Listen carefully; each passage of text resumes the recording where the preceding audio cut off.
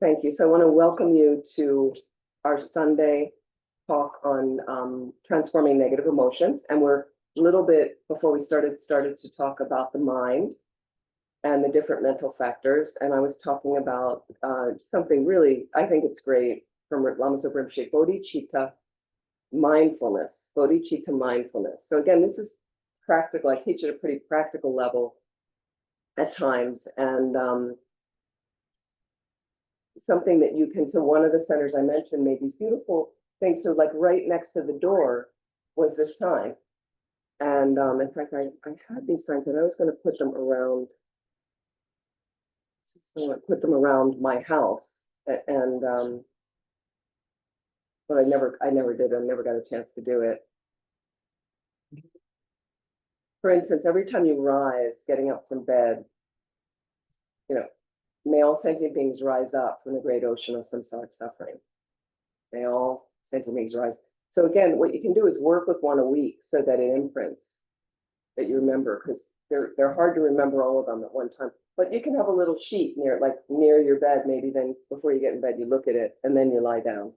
Say that when you get dressed, may all sentient beings clothe themselves with shyness and shame. And what that means is, with shyness and shame, it's not about shyness that you want to be shamed, but you want to make sure that your conduct is ethical, because there's people that do unethical things and they don't care. So if you realize like, well, I shouldn't really do this, because if people, like for me, if people see a nun doing this, could really disturb their minds, because I saw some monastics doing stuff, Western monastics, and because we're not perfect, but you see them doing something. One time we were at a big meeting in England, and we all went at the lunch break to, somebody was in like a fast food place. Yes. Love the brain. And then somehow there was one nun, I was asking about this English nun, and then they said in the fast food place, she's upstairs. And so I went upstairs to see her. I hadn't seen her in a long time. And she's upstairs smoking a cigarette. She's having a cigarette night.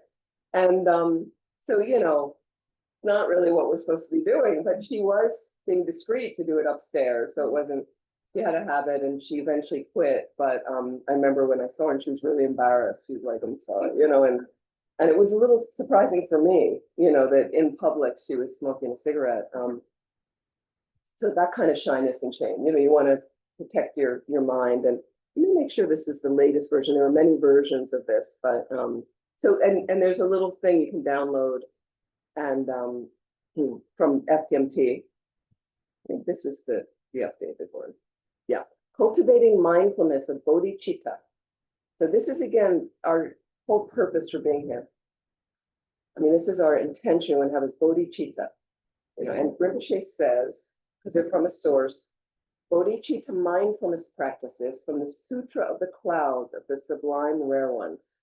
So originally kind of a teaching from the Buddha and other sources, Rinpoche says. And that, yeah, this is the more latest version. And, lying down, sleeping. When you lie down, I'm bringing all sentient beings to the sorrowless state. Oops. Anybody okay there?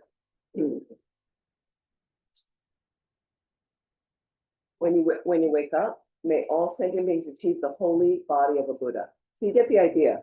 They're all very practical things. Everything, bathing, washing, brushing your teeth. Some people like that.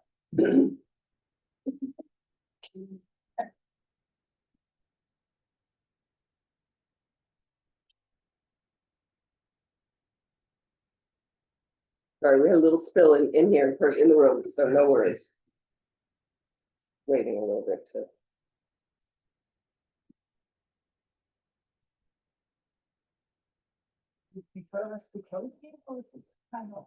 No, I think, does it give some air? Yeah, people are okay? Yeah, thank you. Everything okay? Yeah. Thank you.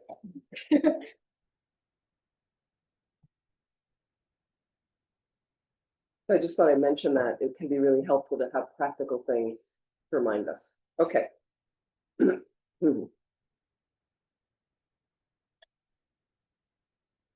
Let's come back to our practice, our sitting practice. get ourselves in the mood for today. And to set up really, I mentioned when we took a while yesterday just to show you there's some sitting, there's some prayers, and then it feels like, okay, I'm ready to go now. So a lot of times we don't have the time to do that. And again, I mentioned you rush in from your busy lives, and I'm going to meditate. So I find that actually the preparation is as equally as important as the sitting. So figure out, like, you can make it briefer if you don't have a lot of time, the preparation. So figure out, is there just one prayer you really like, orient, and then sitting, getting the relaxation going. I just find all of it is part of the whole package to make it work better for you, make it work better. And you can experiment. Sometimes you're not going to have the time, so you'll rush in, sit down. At least you create a habit of trying to establish that meditation practice. So take a moment and remind yourself of the posture. Looks like everybody's right away great. Like, it's only been since Friday night, and so you already see there's a habit. Now, some of you are already doing this before then.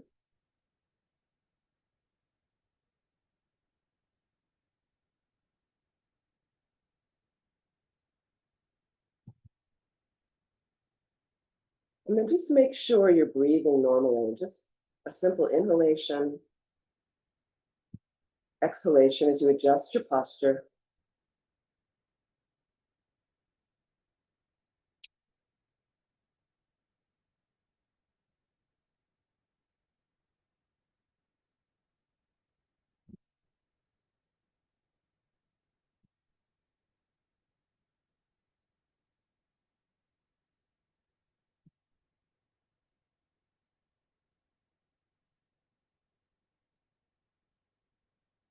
Once again, scan for a couple of minutes and just make sure you are as relaxed as possible.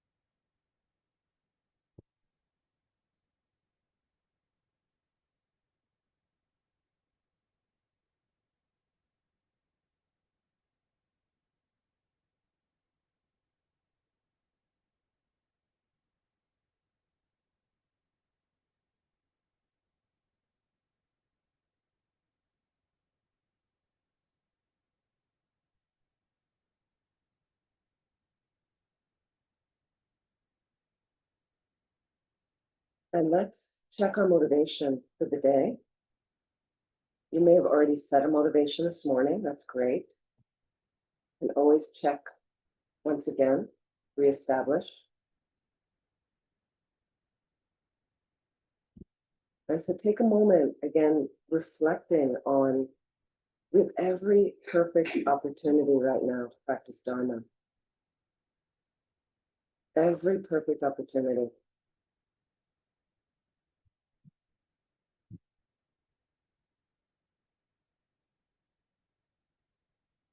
And you've set this up for yourself. You have created this life. Fantastic.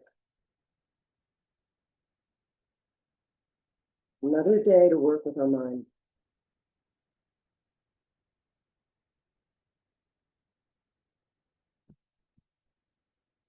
So death is coming soon. Everything changes. Everything changes. It's the only thing you can count on. And death is coming soon. So what kind of imprints would I like to make today? What sort of activities would I like to make today in my mind that will create imprints in my mind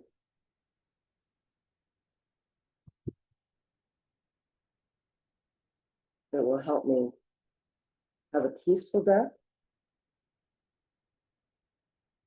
with few regrets, but will certainly help in my subtle consciousness that goes on and on and on, the most subtle mind, carrying those imprints from lifetime to lifetime to lifetime.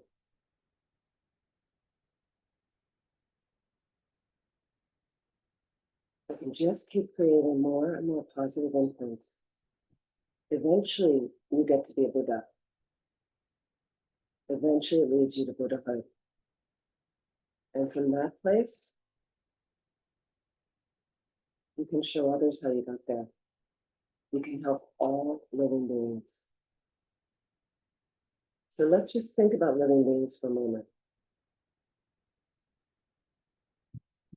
So since we met yesterday, again, some really horrible things are happening in the world. It seems like that's all we hear about.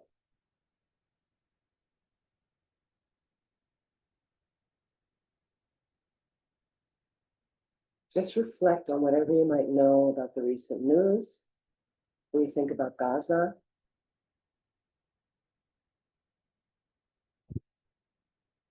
And all the issues in the Middle East right now? So whether it's Israel attacking Iran and Iran attacking Israel, we have Ukraine, all the horrors there going on for too long.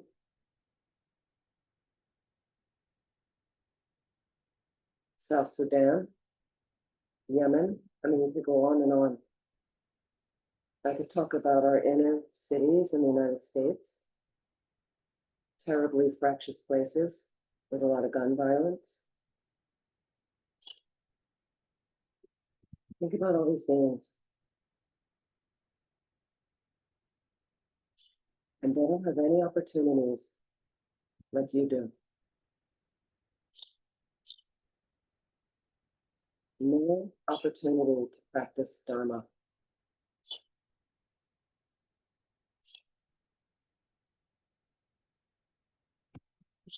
Think of them in all their suffering, all of their torment. And I know this is uncomfortable. Just reflect for a moment. Losing their families in horrible ways, buried under rubble, homeless,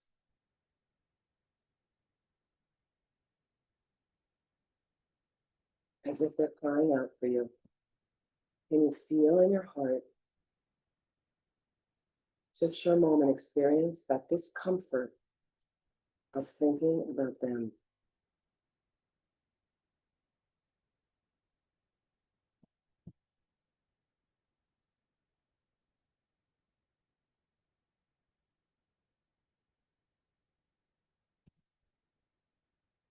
They need us to get enlightened as quickly as we can. They need help right now. So feel the urgency and let that urgency in your own life fuel your practice. If you can reflect a little bit every day, as uncomfortable as it is,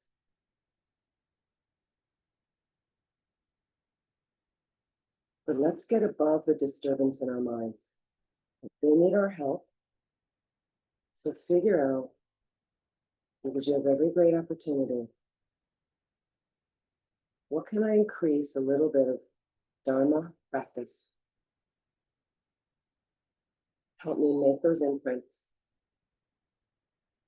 leading me to Buddhahood in one life or another for them.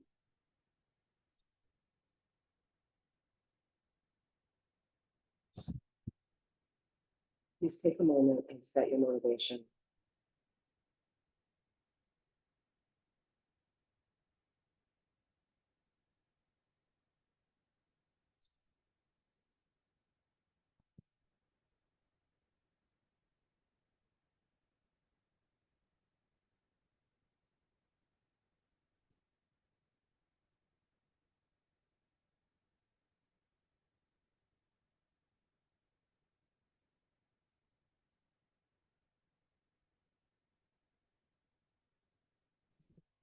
Can you just turn this off for a moment? Oh, let's just try for a little bit. My Uncle Church bell. Okay. That's nice though. Okay.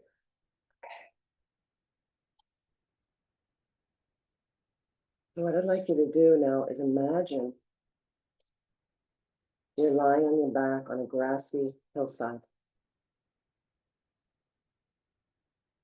And you're looking up into the expanse of the clear blue sky.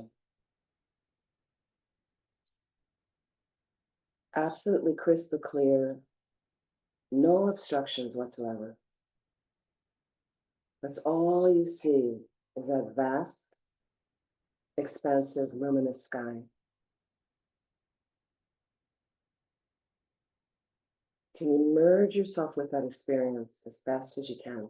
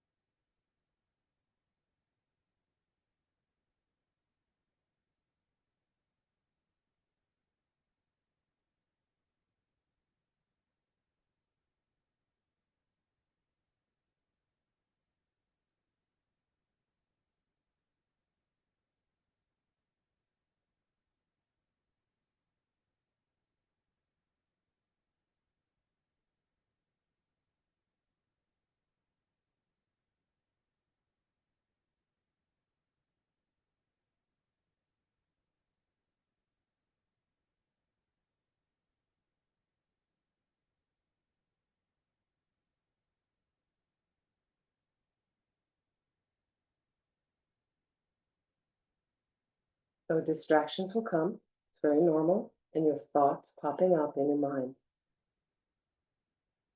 Just like clouds in the sky. So think about how a cloud takes form. It appears in the sky for a moment, changes shape, eventually passes away. Just like a thought comes into your mind. The beginning of the thought, middle of the thought, and then the thought changes. That one finishes, there's another thought. So as you notice this process, the actual object of concentration here is the clear blue sky, its vast luminosity that is like your mind. You want to keep your mind as focused on that as possible. But again, if distraction comes, you just notice, and then you bring your mind back. See them like the clouds in the sky. Let them pass off, returning yourself to staring at that clear, spacious luminosity of the sky that is like your mind. Try your best.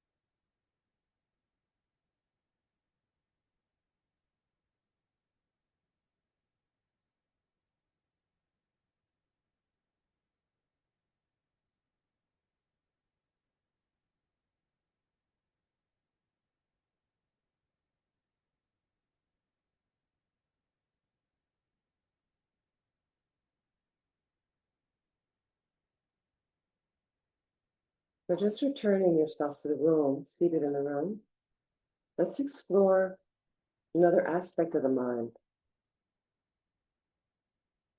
How our mind knows things. How our mind knows things. It's the awareness. So we have various organs in our body, like eyes, nose, taste buds. Our body experiences touch. All these different sense faculties. Our ears hear sounds. And what that does is it connects with sense consciousnesses in the mind that are not physical. And there's a unique connection between the sense consciousness in your mind and the actual physical organ in your body. Let's just explore right now through our auditory sense consciousness, our hearing. And can you notice the first moment the sound approaches? First moment a sound approaches. And then can you notice the very next second, your mind labels what it is. Very next second, your mind labels. Just explore that process.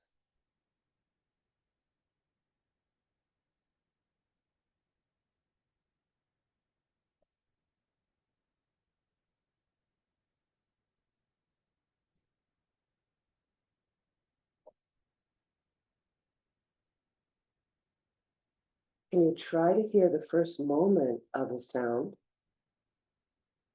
The very first moment, you could even walk back a little with the church bells, for instance. We have a label for that, church bells. But can you go back to almost hear the individual sounds coming in that make up church bells? So play with that a little bit.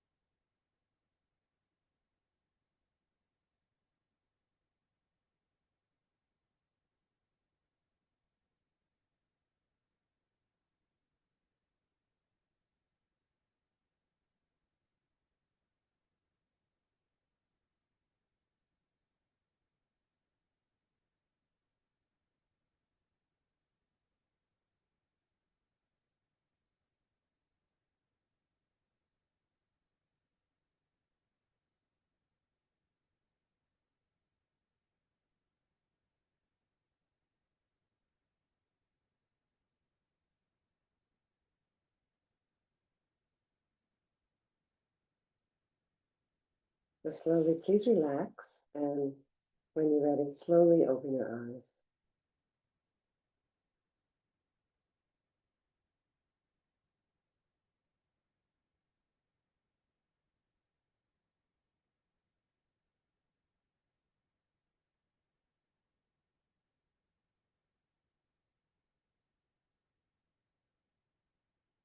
And we're going to do just a few preliminary prayers.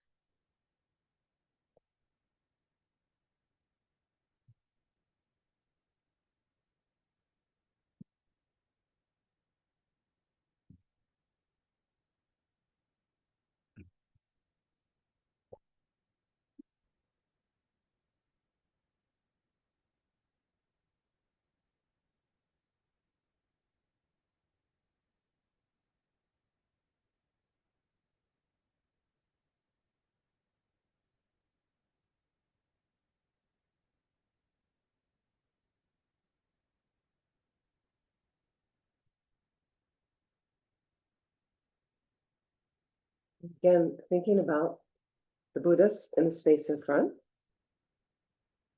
And we really get this big blessing, this fully enlightened being.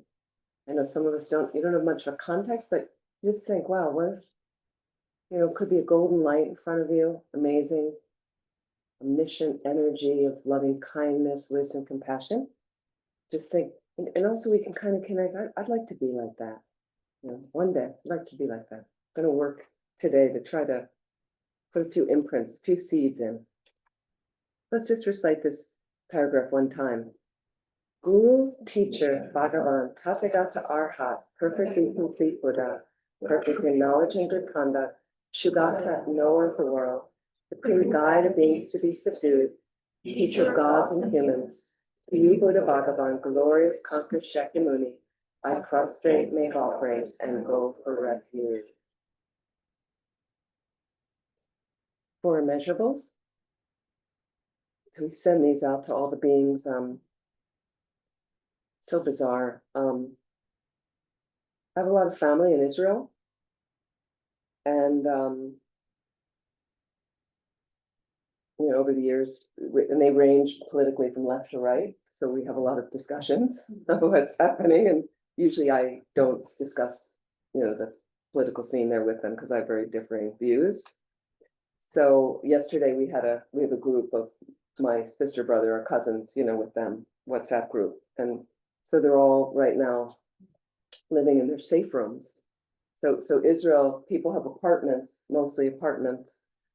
And now that all the construction is, you have a safe room. They build the apartments with a column. So if they're bombed and gassed, this column can be sealed.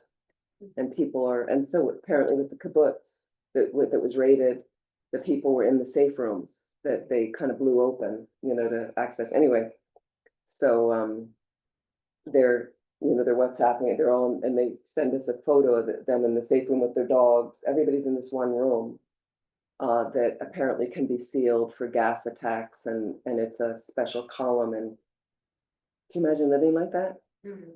I have no interest living like in that kind of, they're just used to it. It's just horrible. It just seems so horrible, let alone for the Gazans that, so it's just a time. So when 9/11 happened in the States, I remember my cousin, and then we changed entirely in the States, as you may know.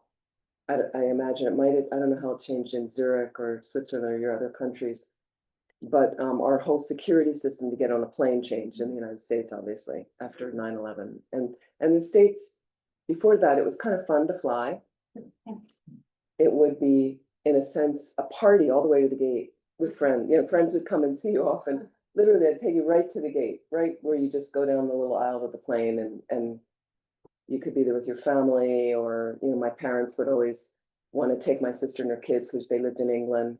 My parents are in the United States, so they wanted to be there at the last moment with the kids, and so all that changed. And so at one point I was talking to my younger cousin about the hassle of flying in the States and what they did, and then, and because of utter delusion.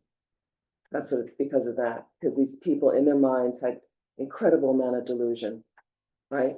And then just decide, like, let's harm others, in any event, in any country, how they do, let's harm somebody. Just unbelievable.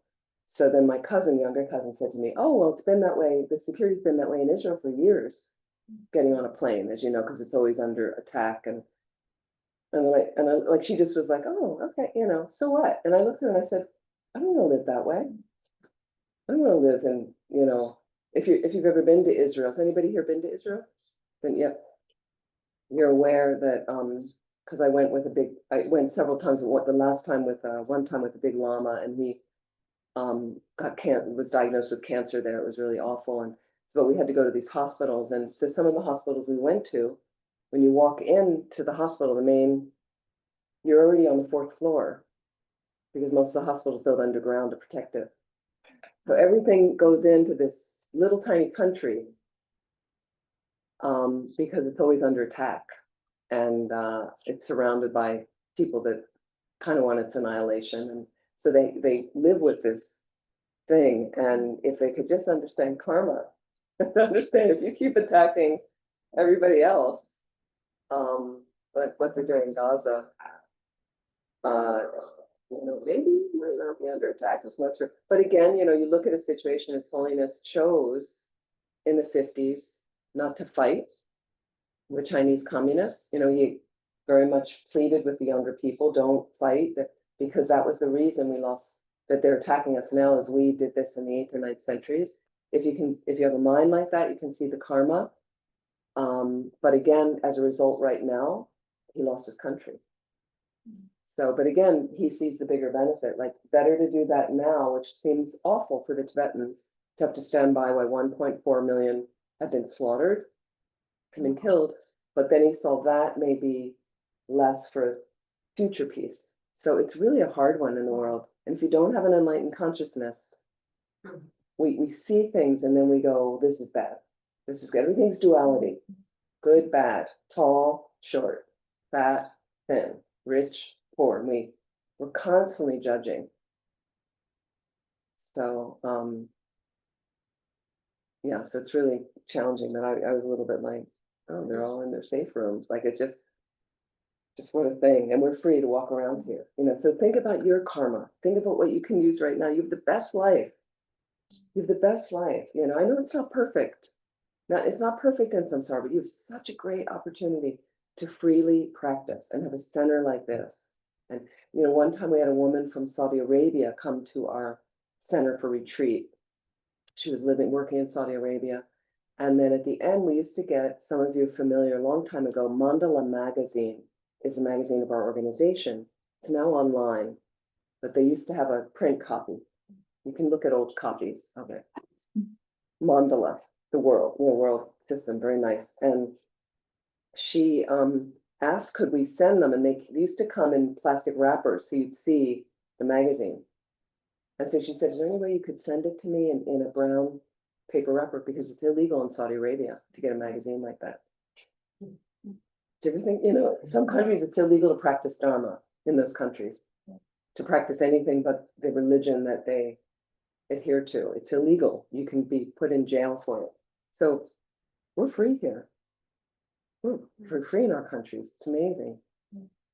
So we really have to appreciate, really have to think about, and then let's send these 4 measurables out too, and think about all these beings that don't have that freedom, that, went to sleep last night and then woke up under a pile of rubble this morning, like in the middle of the night.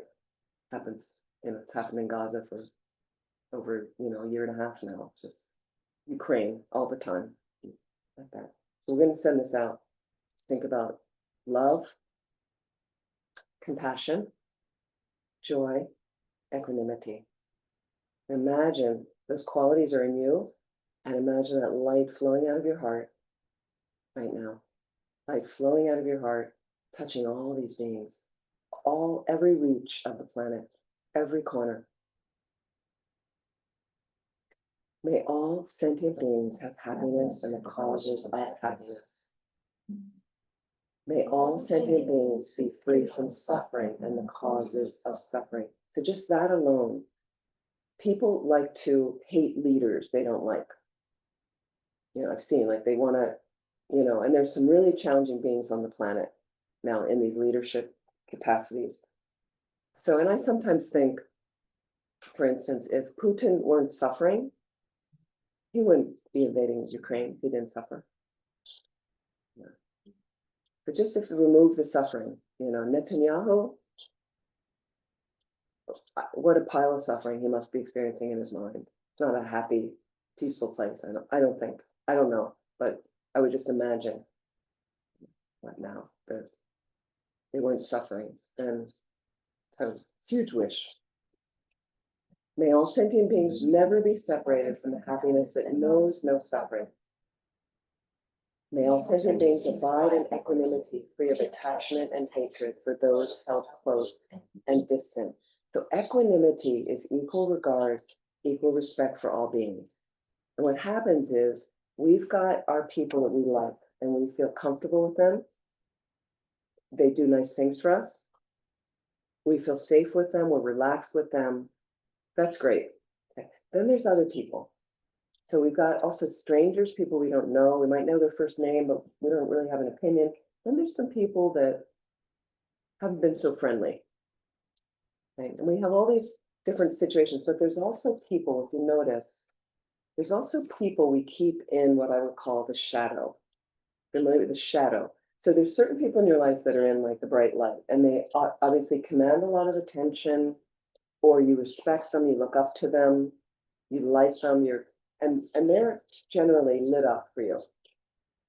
But think about people that you don't, a little bit in the shadow. I'll give you an example. Cleaning people, people that clean buildings, or clean the streets, or collect your garbage. Do you ever interact with these people? Or do you, some people do, right? But sometimes they're just kind of like, you see, how do you treat your server in a restaurant? Some people, fantastic. Some people are incredibly rude. My niece had been a server for years. I couldn't believe the story she told me. Demands people had, like they orders, giving you orders, like, what is that? It's a human being there. That you need them to get nice food. And she told me stuff that staff do when they don't like somebody. I couldn't believe, I never thought about that before. I was like, they spit in your food? Really? Like, there's things they'll do to, that, and I'm like, but again, but there's so many people like this on the planet that we don't, and it's fun. It's actually, it's people you make relationships with. So our thing is to build these healthy relationships with everybody. Everybody, you see his holiness. And you see him, he comes out of a program, especially when he was younger. I mean, he'd be teaching for hours. We're exhausted, we're falling asleep, sitting in my chair. And then at the end, he strides across the the stage like a young man, shaking somebody, all this energy, all this positive energy. And I've seen him walk out of auditoriums to teaching all day. Sometimes he started several hours before we got there because he had to do the whole initiation himself before he could give it. Had to do this self-initiation. So he's there already for 4 hours by the time I walk in. Okay. Then he comes out of the auditorium. And then obviously there's donors, the big people who paid the big bucks for, so he has like his time with them. But then he goes right over to the person in a wheelchair. Right over this really incredibly deformed person in a wheelchair. Goes right over to them. No fear, just starts talking. How are you? And then asking the caregiver, person couldn't speak. How long have they been like this way? How much? They just think about all these relationships of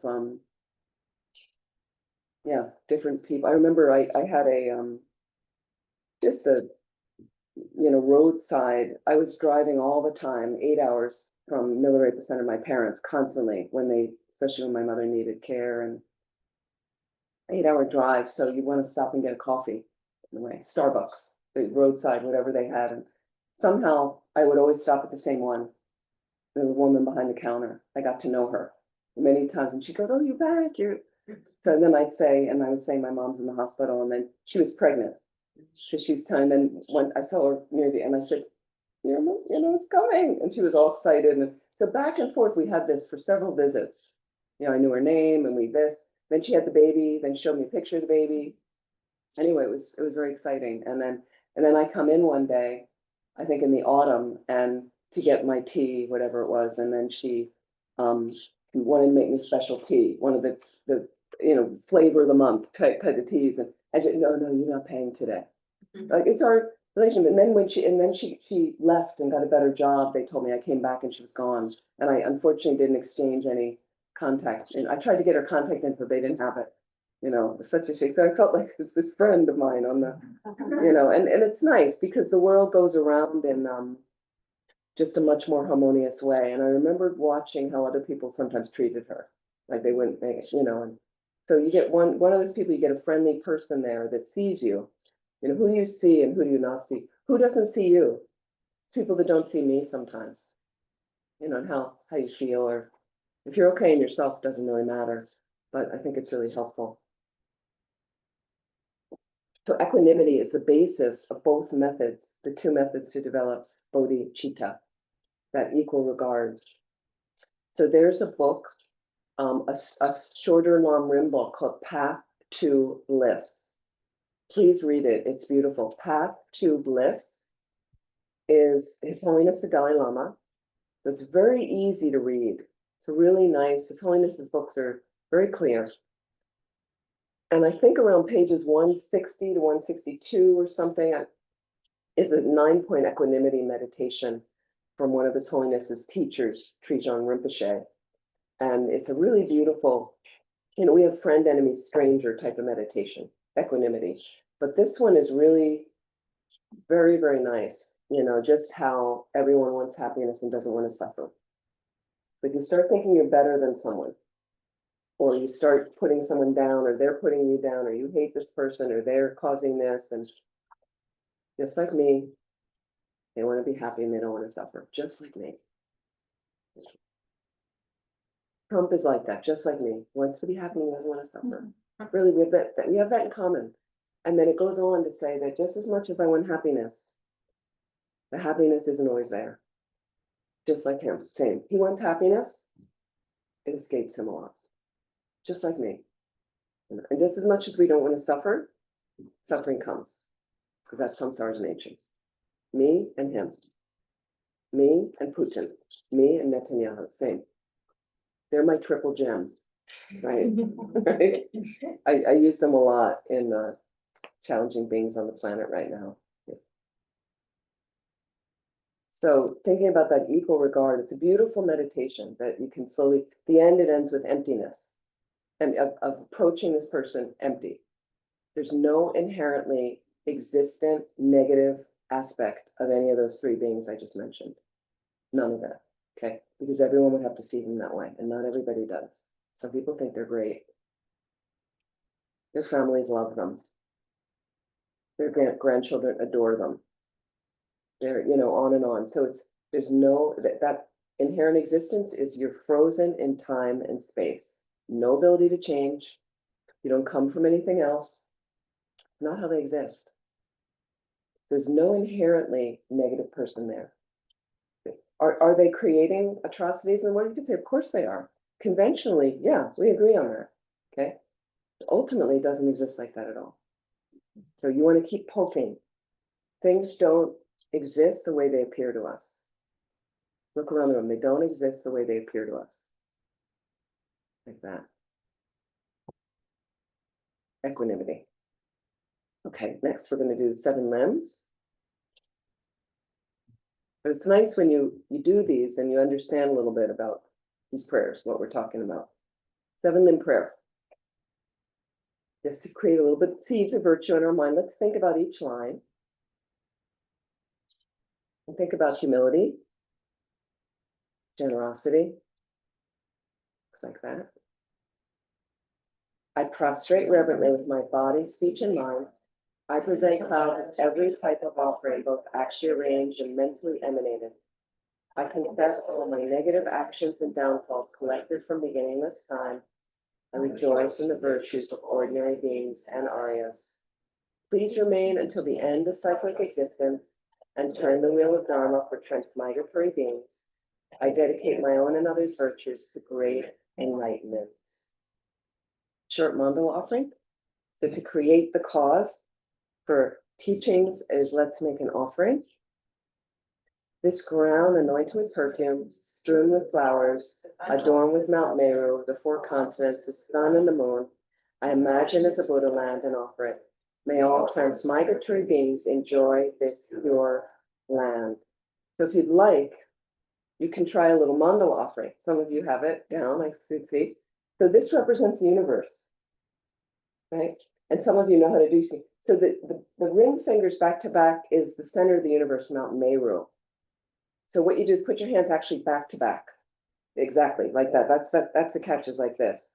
And then what you're going to do is the pinkies cross over and you pull those with the opposing thumb. Yep. And then you leave the ring fingers up, and then you've got the middle fingers pulled by the pointers. See, you all look so great. Okay. Try your best. It's a little tricky. You can help people next to you if they're, and this represents the universe. So you want to imagine, so you want to put your hands back to back, Vivian. Yeah, like that. And then take your pinkies and take your thumbs and pull the pinkies apart, but keep the fingers back to back. And then you want to take the middle fingers cross and pull those apart with your pointers. Yeah, you got it. Yeah, there you go. Sweet. So we could just visualize a little bit, and you want to visualize the most incredible world system you can with the finest quality offerings, whether it's all the love you've ever experienced, beautiful sunsets, all the beautiful experiences along with beautiful foods and ambrosial nectar and flowers and trees and plants and happiness and all love, all your loved ones. And then all of your good qualities like joy, your joyous effort, any wisdom, any understanding you have of wisdom, your ethical conduct, things like that, meditative stabilization. We make it all for imagine it multiplying, filling all space. And it brings great bliss to the holy beings' minds. And asking them to please accept this precious mandala. Idam Guru Radha Mandala Kamirata Yami. Isn't that fun? Great. You guys are great. This gives a little, little touch. Okay. And we're going to do our refuge prayer.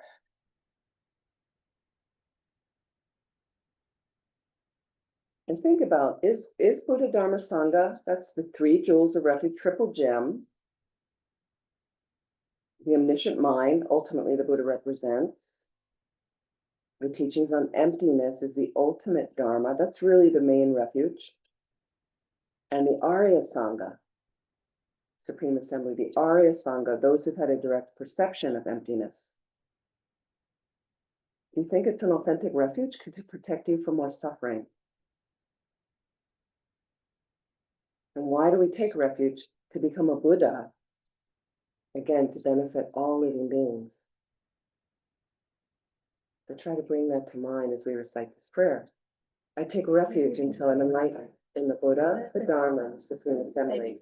By my merits of listening to the Dharma, may I become a Buddha to benefit transmigratory beings.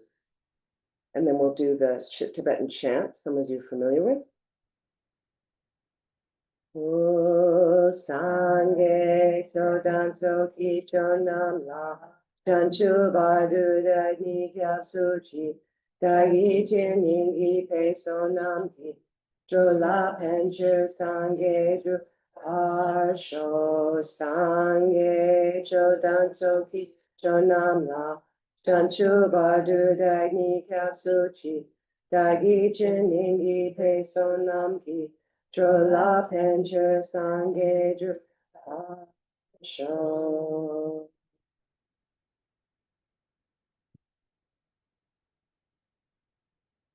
So, do we want the fan on, or how are you doing? How are people doing? I just for the meditation one, it was a little bit noisy. Is it helpful? Should we put it on low or something? What, is there a low speed on it, or maybe let's try that because it was just a little bit. I thought it was going to blast off a moment ago. Whatever was best for you. I mean, it's mainly for you. Yeah, as long as it's not too noisy. I think when we meditate, maybe it's a little noisy, but we'll try that if that's okay. Thank you.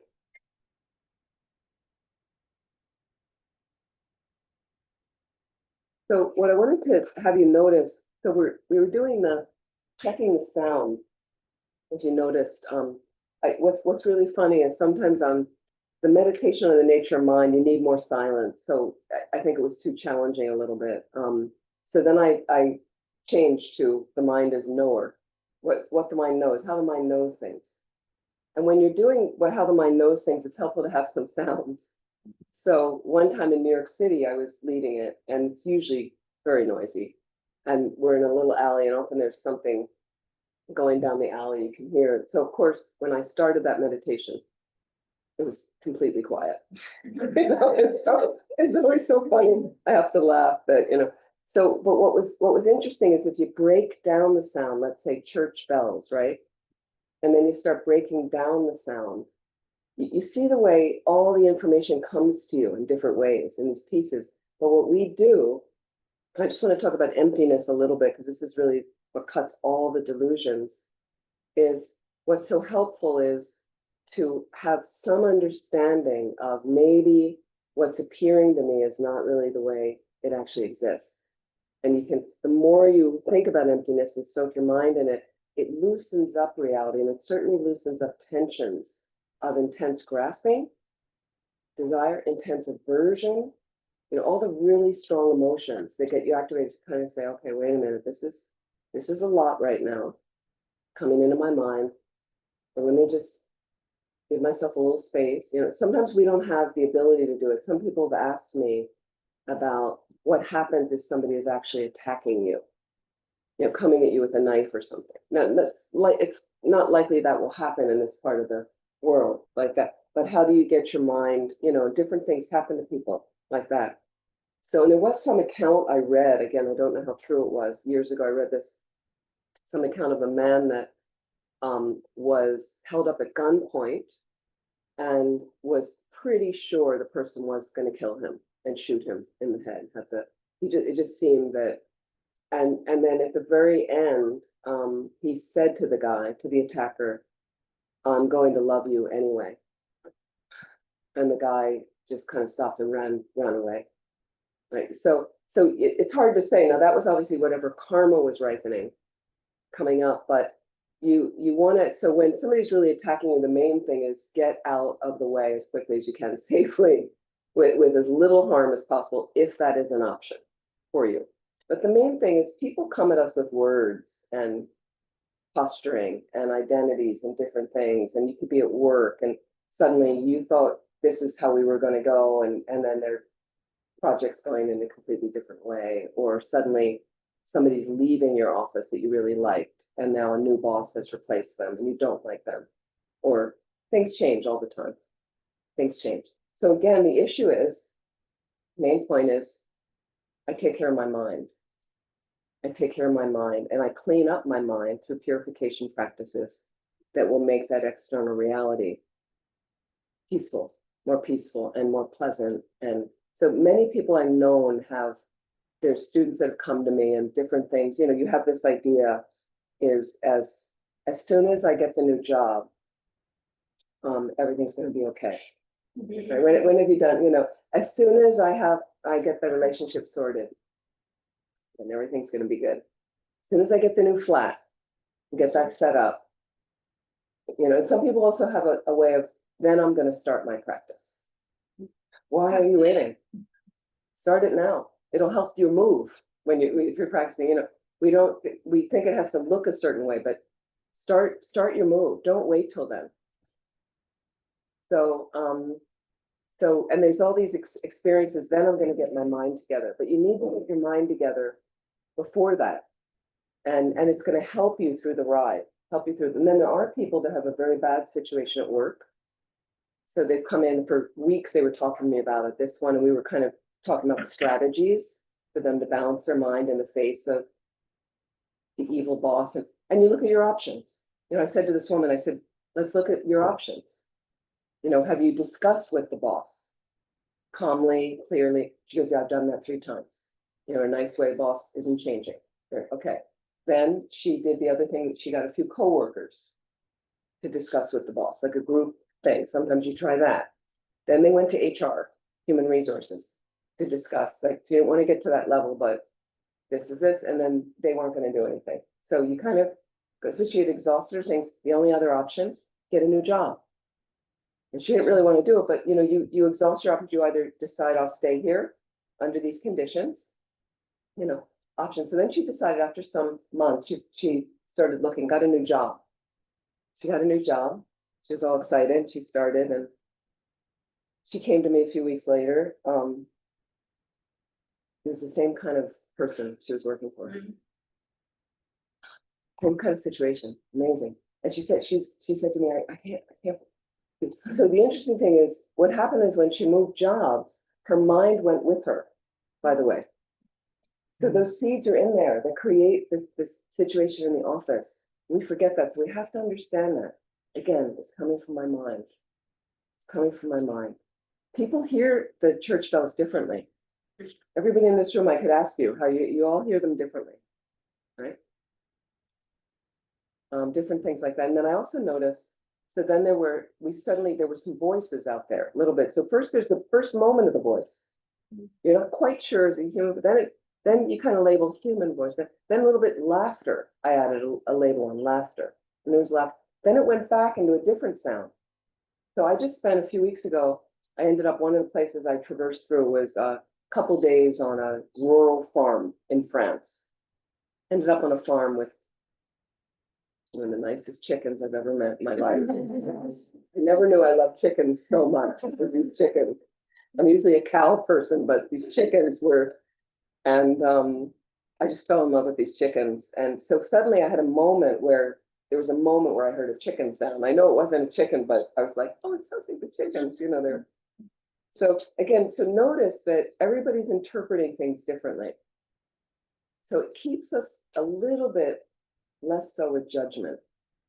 When somebody comes out, I really like this, I don't like this, or they have opinions, you know, and the issue, I don't know how it goes so much in Switzerland, probably quite a bit softer. In the States, in the United States, people are extremely opinionated. Very, very opinionated, loudly. They have these very strong opinions. They march out there that is the statement for all time. So, you know, my opinion is the right opinion. It can be very challenging. So this way, it's like somebody has an opinion. What's their opinion?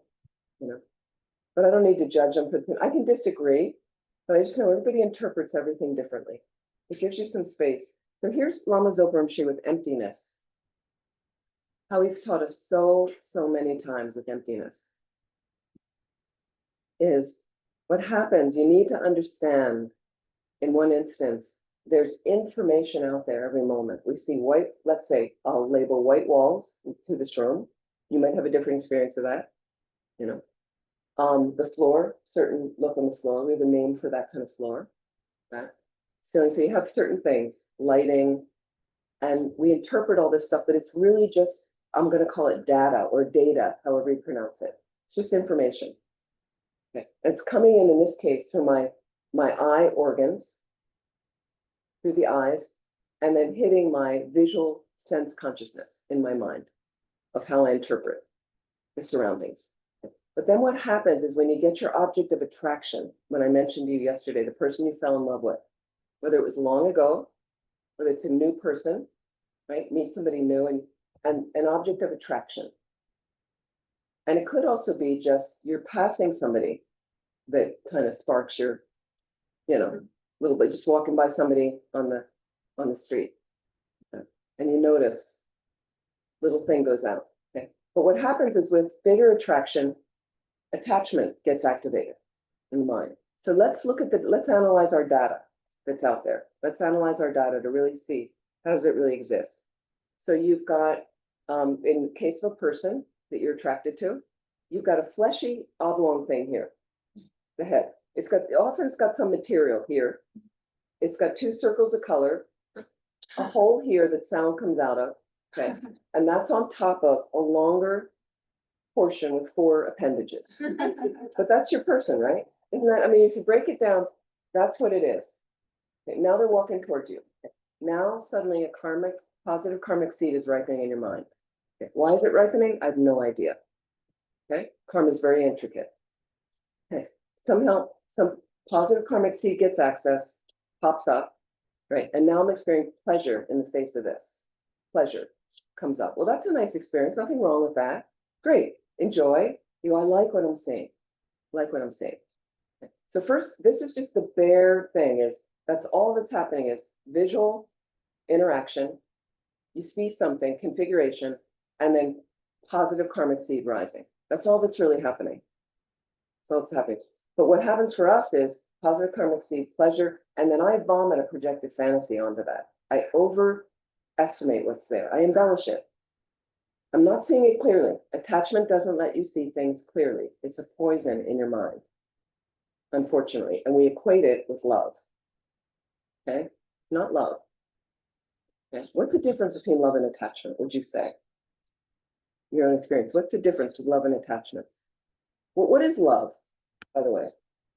You want to be others to be happy. You want others to be happy, right?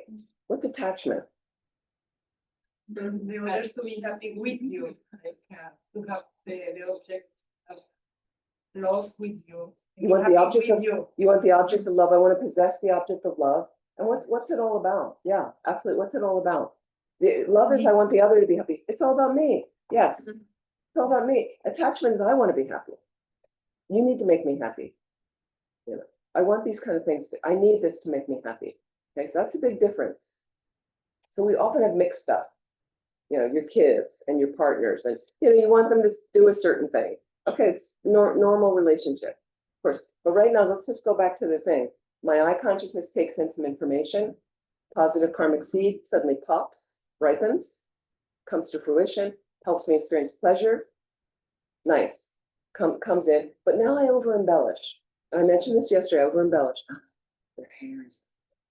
No one's hair is perfect. Okay, maybe mine is. All right, but nobody's hair is perfect.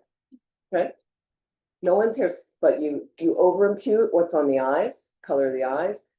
This opens, sound comes out, then you have a whole interpretation. It's the most beautiful sound. And sorry, I don't mean to pick on you. Is anybody here divorced? Nobody. That's interesting. Okay, I was. you were. Did you? And anyone else break up in a relationship? Okay, we've all. I haven't always been a nun. We've all been there. Okay, so that person, your beloved. Oh my goodness, weren't they something in the beginning? You needed to have them, and it was just incredible. Then what happened? Changed. Okay, changed. A little bit disgusting. I don't want to be near them. I don't want to hear their voice. Their voice sounds different. Yeah. When that other karmic seed is ripening, voice sounds different. It's the same voice, by the way. It's the same voice. Maybe it's saying different words, but it's the same voice. Okay. So just play with this in your mind. This is your mind. This is your mind. I know people that had 3 children with somebody. Like unbelievable connection with these people. You fall in love, the family, they have 3 kids, they raise their kids, and then something different karma ripens. Different karma ripens, right? You're such. And My first husband, we didn't know that he was autistic. oh, Made him very difficult to live with, but he didn't know it. We didn't know. right, right. And then you changed, you finished. Yeah. Yeah, after yeah. 10 years. But now my son is autistic. And your son's autistic. Can he function? Yeah, I know. Yeah. Because there's also, what they say the spectrum. So it's a vast range of autism.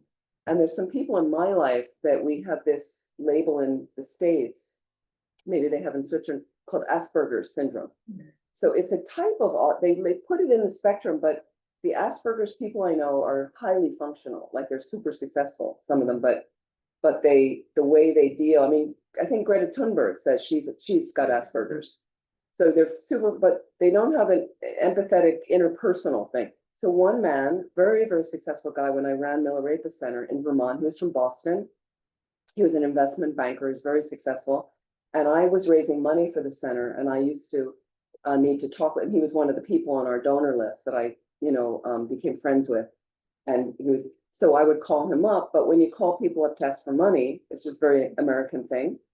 But the centers tend to need that. Like you made your nice announcement in the beginning. And so it's just a reality. And so I would call people up and we had different projects going on. People like to give to a project.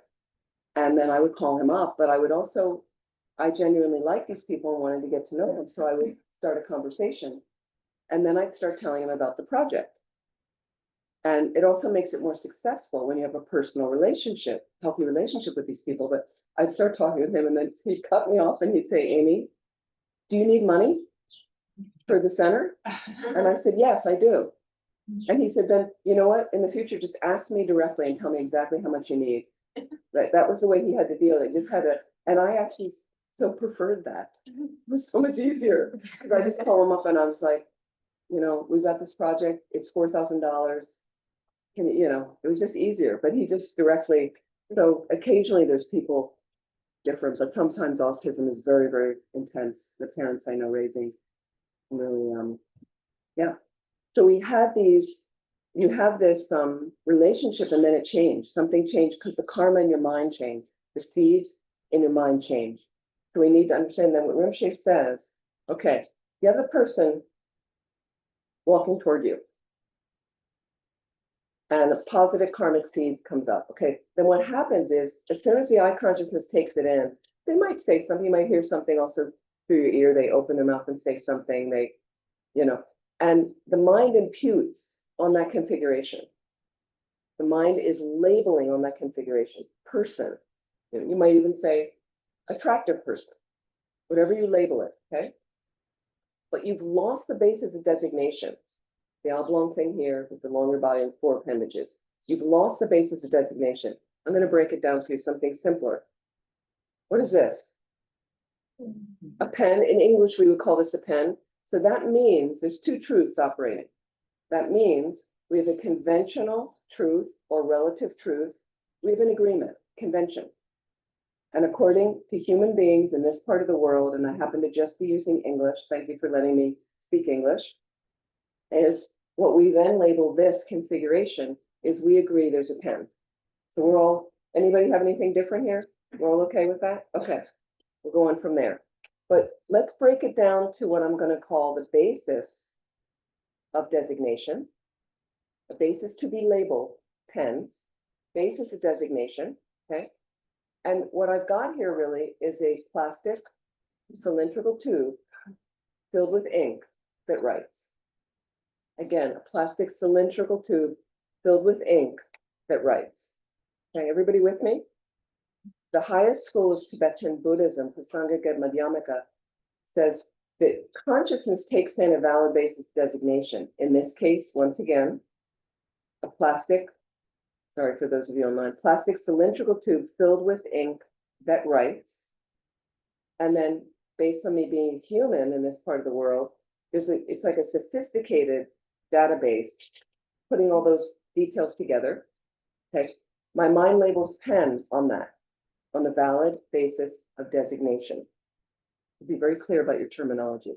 Okay, so, but then what Rinpoche says, okay, so I've just got a merely labeled pen in my hands, merely labeled pen, merely labeled by the mind, merely labeled by the mind, merely indicates it's very subtle.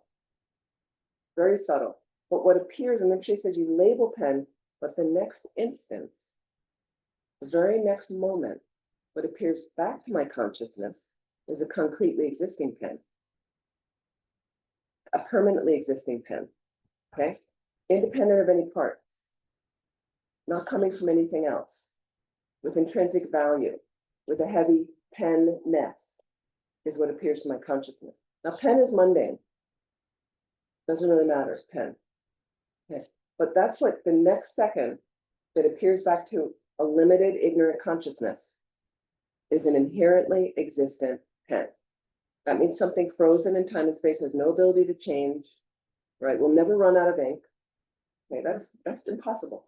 But that's what appears back to your consciousness. He said the very next second, what appears back to the consciousness is what they call gaccha in Tibetan, the object to be refuted, an object of negation, that if you're doing emptiness meditation, you will never find that object, an inherently existent object. Doesn't exist. Doesn't exist like that at all. Okay. There is conventionally a pen here. Yes, we've agreed on that. But again, I'm not seeing it merely labeled by the mind. The mind labels it, but then there's a gap of the labeling process. So really, this appears to my consciousness, plastic cylindrical tube filled with ink that writes, okay? The next second, my mind labels, but there's a gap before the labeling. What covers over the gap? Your ignorance. I don't realize I've labeled. Mind merely labels on that configuration, but the next second, a merely imputed pen doesn't arise to my consciousness, okay? A concretely, inherently existent pen comes to my consciousness. That's part of your problem, okay? Ignorance. Here's the second part of your problem. When I see an inherently existent pen there in my consciousness, and then I say, mine. That's the second part of your suffering. And all your suffering comes from that. That's it. So the big issues are my kid, my car, my bike, my flat, my partner, Right? That's when it gets, so somebody interferes with your agenda, somebody upsets your kid or bullies your kid or attacks your partner, or they lose their job, and then suddenly here comes aversion and here comes all the other delusions. Just following, right, one after another. All the other things based on your own makeup, like that. So if you can, now here's what happens is kids are the hardest ones. Things attack them. Your partner, your flat. Somebody damages your bike. I imagine you all have bicycles, right? This is Switzerland, come on, right? Your bike or your car, but somebody damages it. You parked it, whatever, there's a ding on the car, there's the tire's bent, something like that. How do you want to respond? I've seen people, I don't know if this has ever happened to you. Do any of you have cars? Okay, not very many, I know not a whole lot, but I've seen people in a parking lot, okay? Somebody's coming back to the car shopping, but they open their car door and it dings the car next to them, okay? Now, most people I know don't intend to do that, but the car door got away from you, your hands are full of packages, and there's a little mark on the car. Okay, how would you respond? How do you think you respond?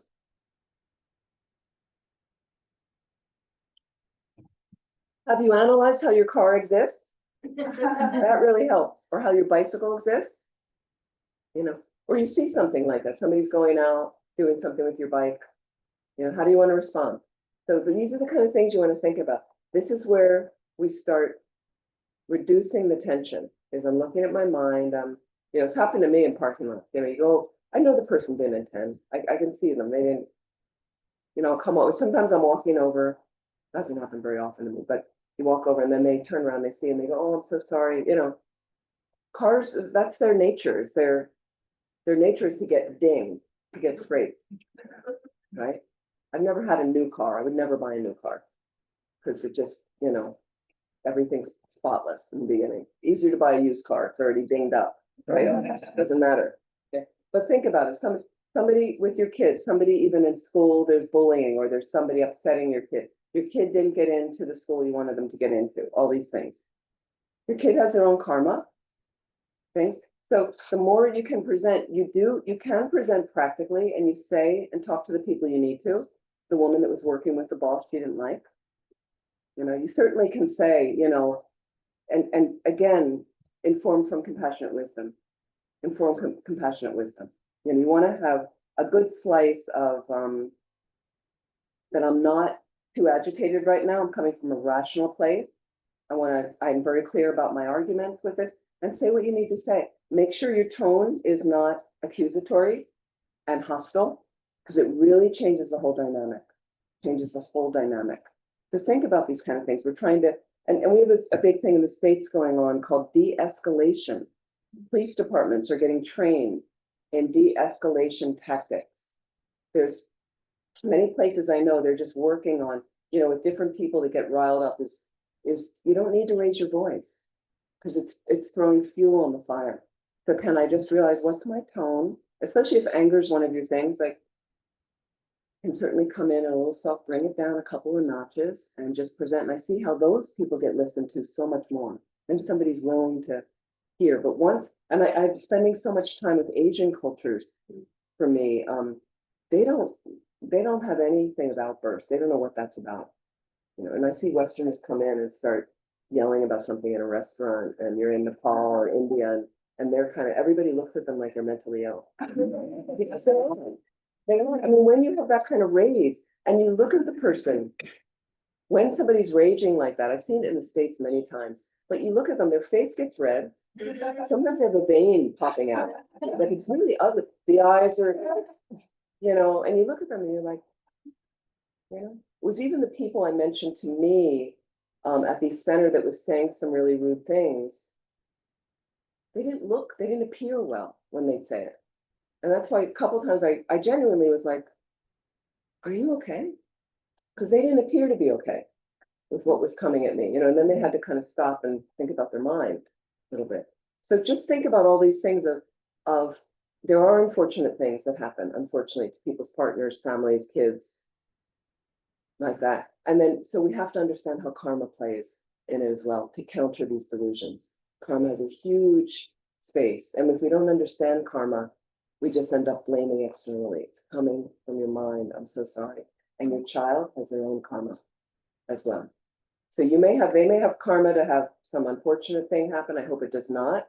But then you also have the karma in your mind to be the parent of somebody that has this unfortunate thing happen, and you have to be dealing with it. So please bring that into the equation, and then look at the labeling process. I'm simply labeling on this. My mind is imputing terrible person on this person afflicting my kid. Okay. That person has a whole story as well.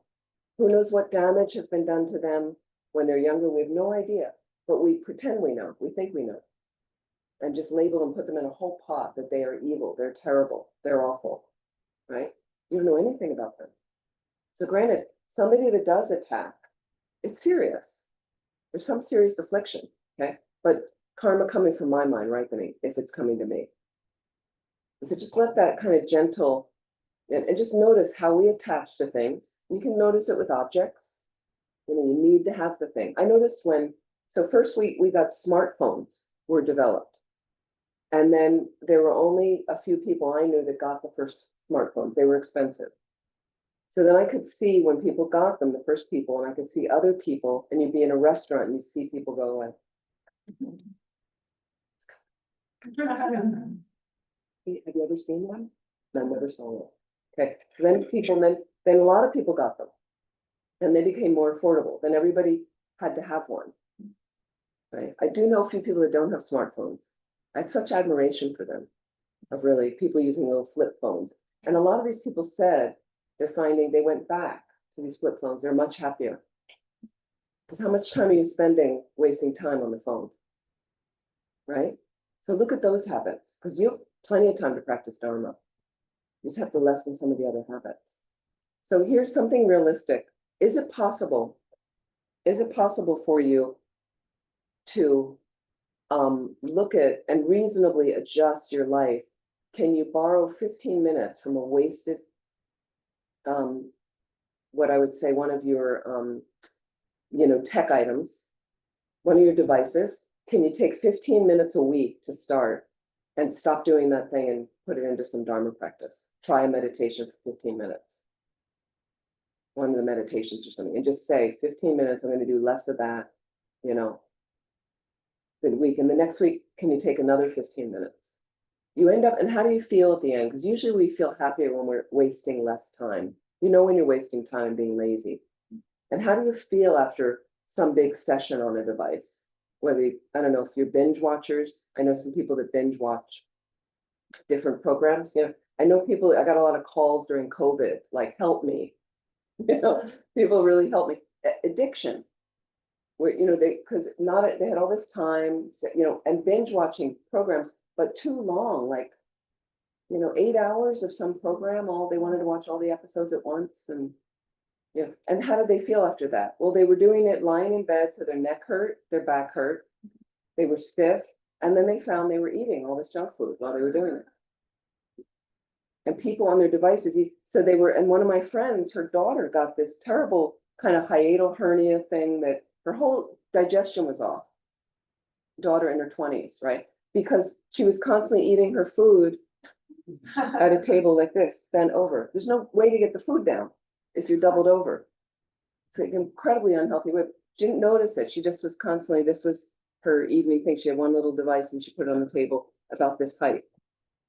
So think about those kind of things, and you have to notice, how do I feel after doing this activity? Do I feel good? Sometimes you go out for a bike ride, you feel good. Okay, great. Exercise can be really helpful, clears the mind like that. But look at other activities. So can you adjust a little bit of them, the ones you think are not so meaningful? Make it realistic.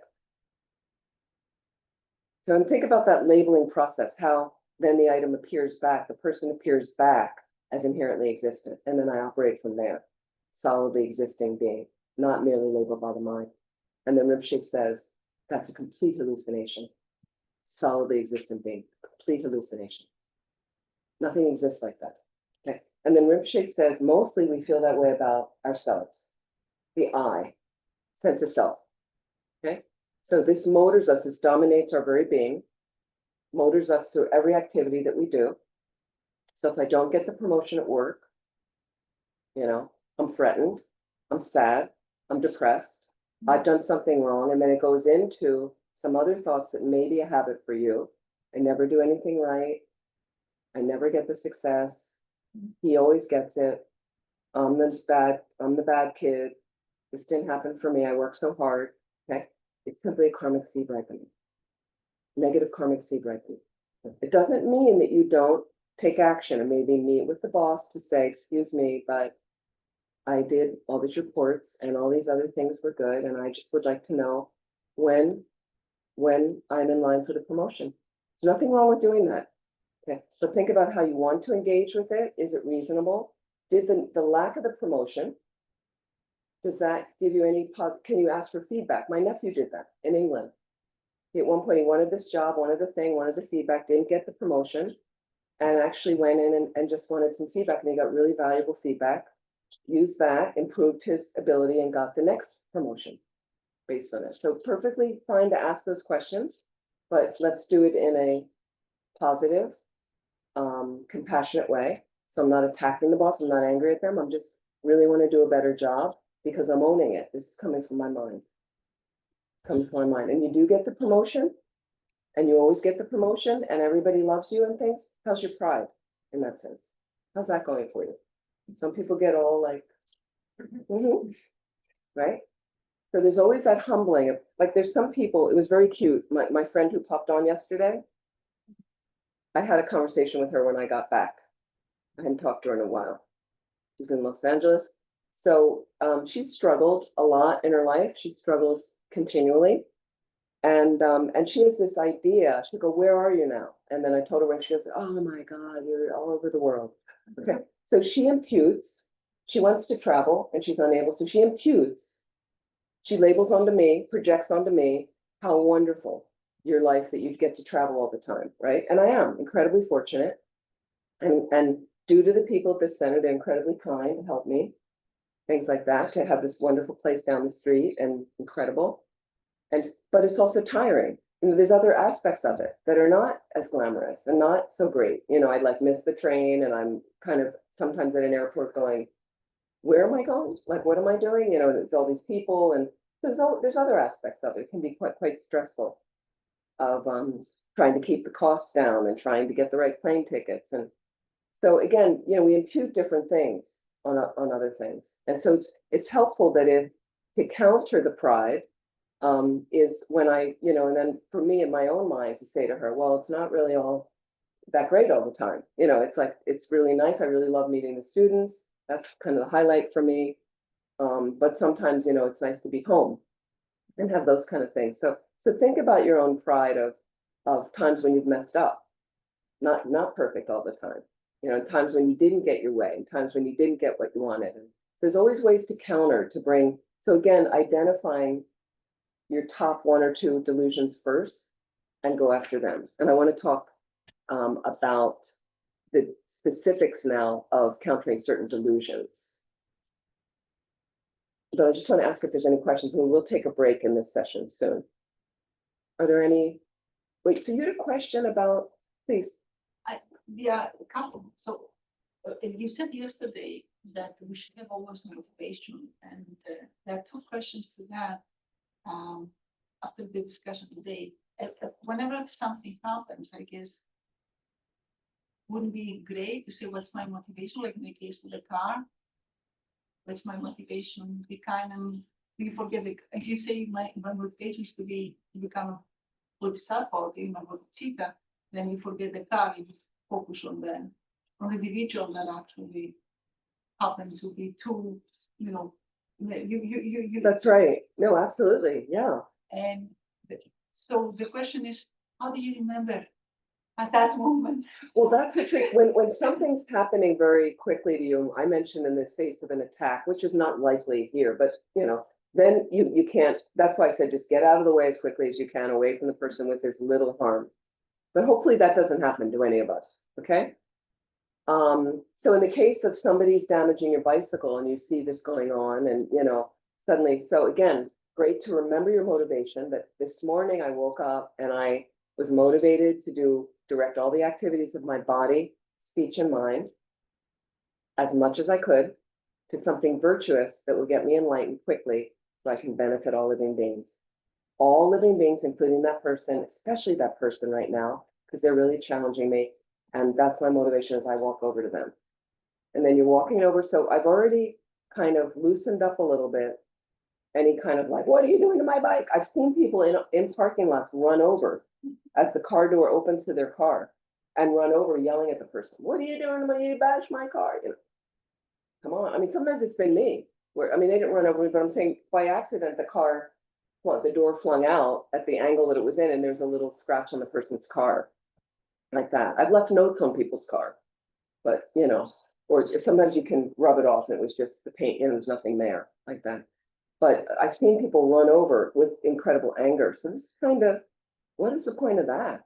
Just rouse. So if I do go over with my good motivation and say, excuse me, you know, could be, and then you find out you have a story going and stealing my bike.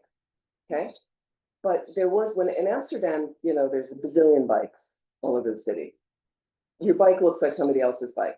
Okay. So you go over and then you realize, and they look and they made a mistake and they thought it was their bike. So I had a story, they're stealing my bike, but they got the wrong bike and then suddenly they're going, I was wondering why I couldn't open the lock. So I'm sorry. And they see their bike and it looks like your bike. Very different story. So as a result, then I can have a little positive joke with this person, like, you know, nothing bad. So again, it reduces, from my mind, reduces that tension and disturbance in my mind. Because again, we get a story going. Is your story accurate? Is the story accurate? So I don't know if that's helpful, but Yeah, but the question is, what do you remember at that moment? Your motivation, so how you change your mind. You go from the negative thought, oh, this person's driving my car, to this motive, no, forget, no. What's your motivation? This kind of it's shift. over, it's practice over and over. So practice on the cushion over and over. I'm sorry, it's boring. Practice over and over and over. I'll tell you a funny story about my mom. Okay, I had the best mom. I love my mom. She passed away some years ago, but she was incredibly critical. It was just her nature, and it was we laughed about it in the family, and especially with her daughters. You know, your daughter, your mirror, and you want the daughter to, you know, look her best, and it was things where I would come home from university, and I'm walking in the door. Hi, Mom. I live 3 hours away. So walking in the door, I'm happy to see her. I'm going to hug her. My arms are out. Hi, I haven't seen her in a few months. Great, you know.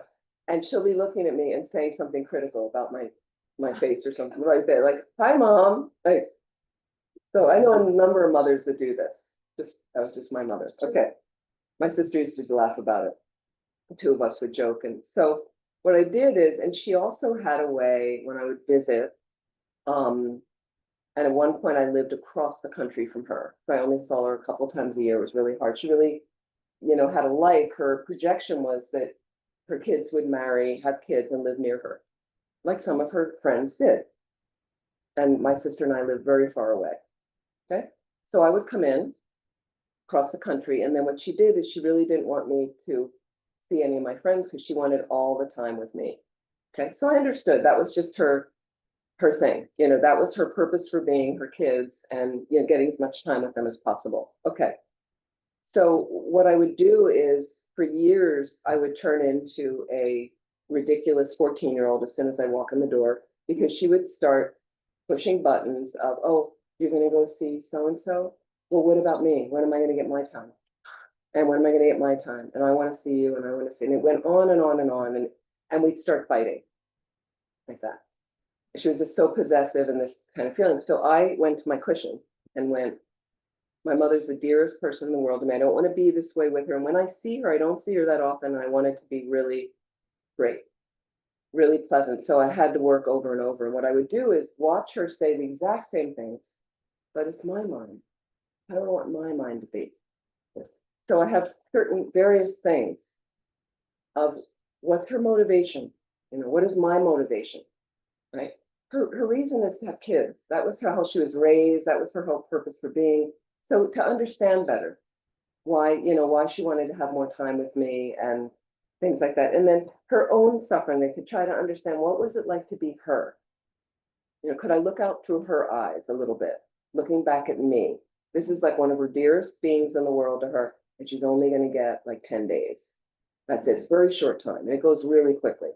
So what was that experience like for her? You know, and I would go on and do some equanimity meditation, just as I want to be happy and don't want to suffer. I want to be happy. So all these techniques I would apply over and over in meditation, okay, to have a better understanding of her situation over and over. So here's the thing is, the 80th time you do it, 85th time, seriously, right? Now it's real and I'm on the other side of the door, entering the house. Okay, so I remember thinking, okay, buckle your seatbelt, like, because then you really get to check in person. Then, I did my internal practice to inform, now I'm in front of my mother. Now I'm in front of my mother. How's it going to go? So just, and not having expectation of anything, but just as my mind, right? Take a deep breath, the door opens, and right away launching some criticism. Like she right away would go in, and then I'd just be like, hi, and I'd let all that kind of stuff flow off. That's what I practice. Let it go, bubbles. Don't need to pay attention. That's just who she is, and that's just one quality of her. Okay. But she had so many good qualities. There's so many good qualities. So I'm going to focus on those good qualities. Come in the door. Hi, Mom. Yeah. And then I could focus. She'd say, oh, your face is something, well, yeah, I, was in the sun yesterday. But let it go. Let it go. Let it go. Come in. Then she starts later about one friend I'm going to go see. Washington, D.C. So it's a distance. And I'm going to go for a couple of days. And then I'm going to come back. So what happened is, like adults speak to each other, I told her my plans. And the reason I told her my plans, and I told her this, I said, because I really want to spend time with you and I'm really looking forward to it. And I've chosen these 2 days because you mentioned that Dad has more time on the weekend. So I'm back on Thursday night, so we can plan something really fun for the weekend. And I'm really looking forward to it. So let me know what you want to do. And maybe we can talk about some ideas. I'd never said that before to her. She would immediately start, why do you have to go there?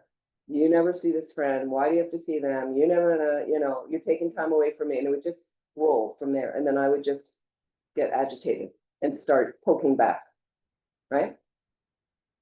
So suddenly this is the way kind, compassionate adults, I'm giving her my plans, and so she didn't know how to respond. Like I had changed something in me. She didn't know, she was looking for the hook to keep pushing the button. I had dismantled the button, pulled the button out. So she's kind of, where's the spiteful 14-year-old? That's the one I want, because then we can kind of tangle, and and I can kind of label on her, you never want to spend time with me, and you never want to, and you're always, and so then, and I remember her being speechless for a moment. She was like, and then she stopped right there. And so again, you can't expect they will be different. It's about my mind. Let that go. It's about my mind. And then what I remembered was she suddenly, because of my behavior, she said to me, I do want to spend time with you. And I just turned and I went, great. I said, and she goes, okay, so, and I said, oh, great, I'll be back Thursday night. And let's think about some, that was it. So don't be surprised though. So again, because your behavior changes, it changes your external reality, but don't have an expectation of that. Just keep towing the line. Just keep finding compassionate wisdom. I'm not any great practitioner, honestly, but keep trying again. So don't be surprised if then another time you come back and you fall flat on your face again. Okay, it's practice, it's a process. So then I go, okay, you got to go back on the cushion. And even right there in front of my mother, sometimes I was able to catch it. Like I might have said one sharp word and then been like, let's, even talking to my delusion, let's not go there. Come on, we're not doing that anymore. And then I kind of come back and have to kind of check my mind, go back to my motivation, and then try to find. But I rehearse those words over and over in formal meditation, over and over. So you want to do some role plays. If you've got a hard conversation to have with someone, practice it when you're pushing. Seriously, practice it over and over, because then eventually that is what will be accessible to you when you're in front of the person. You can't think about it. And then you get better at it automatically of how to compose myself. You can always pause. So some of you have remote controls on your devices, your TV or something. There's a pause button. I love that button. Pause my mind for a moment. You're allowed to just for a moment have like an inhalation and exhalation. It helps me think better, helps me remember my motivation, and then to recall some of the positive words I thought of on my cushion. That's where I want to come from right now. That's what I want coming out of here. And it's hard to make the new neural pathways new, and it's exciting when you do it. It's very exciting. So give yourself some credit too. Does that help? Does that make sense? Yes, sir. Most looking for it. Yeah, it's a process. It's okay. Let's I forgot we have it. Okay, let's take a 20-minute break. So again, let's not blah blah on the break. Let's think about, can you talk with somebody else? You might want to meet another buddy, another friend, somebody you haven't met, introduce yourself, whatever. But what about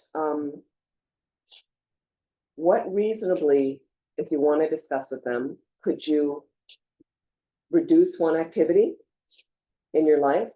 What might be your time wasters to move over into a Dharma practice? What would you like to get started in your Dharma practice? What would you like to enhance in your Dharma practice? What would be helpful for that? And maybe notice, if you're going to be quiet in the break, notice how reality is coming in through your sense faculties. Notice like if you go upstairs, if there's something to eat or you want a cup of tea, and notice how you approach that. Notice the desire. I want that tea. I want the hot water now. Can I step back and think about others in the space? Let them go first. Let that person use the bathroom first. No, somebody has to get in the bathroom. You can't just do that. You first, so just reasonably, but just notice the little reactions coming from the mind, and notice what you're imputing on everything. Notice the mind labeling, in a sense. Okay, 20 minutes.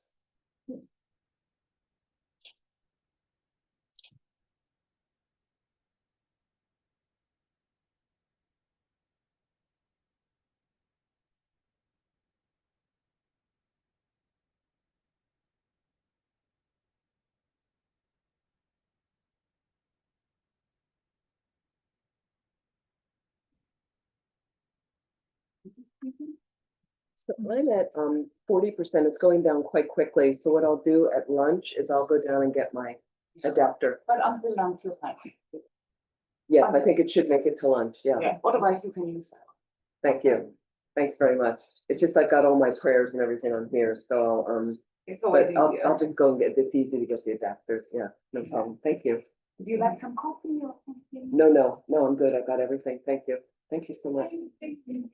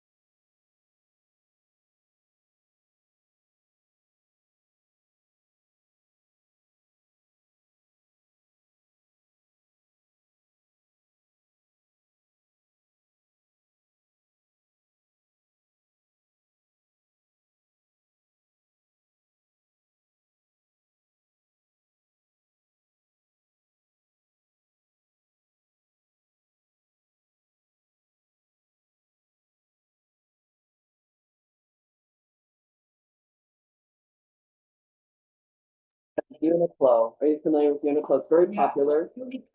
They have, thank you so much. Oh, thank you. They have a lot of discounted clothes and very popular.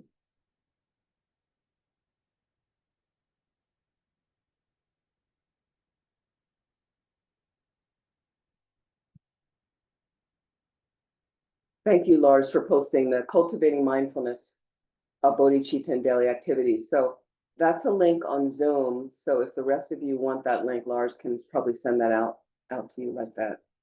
Thank you so much.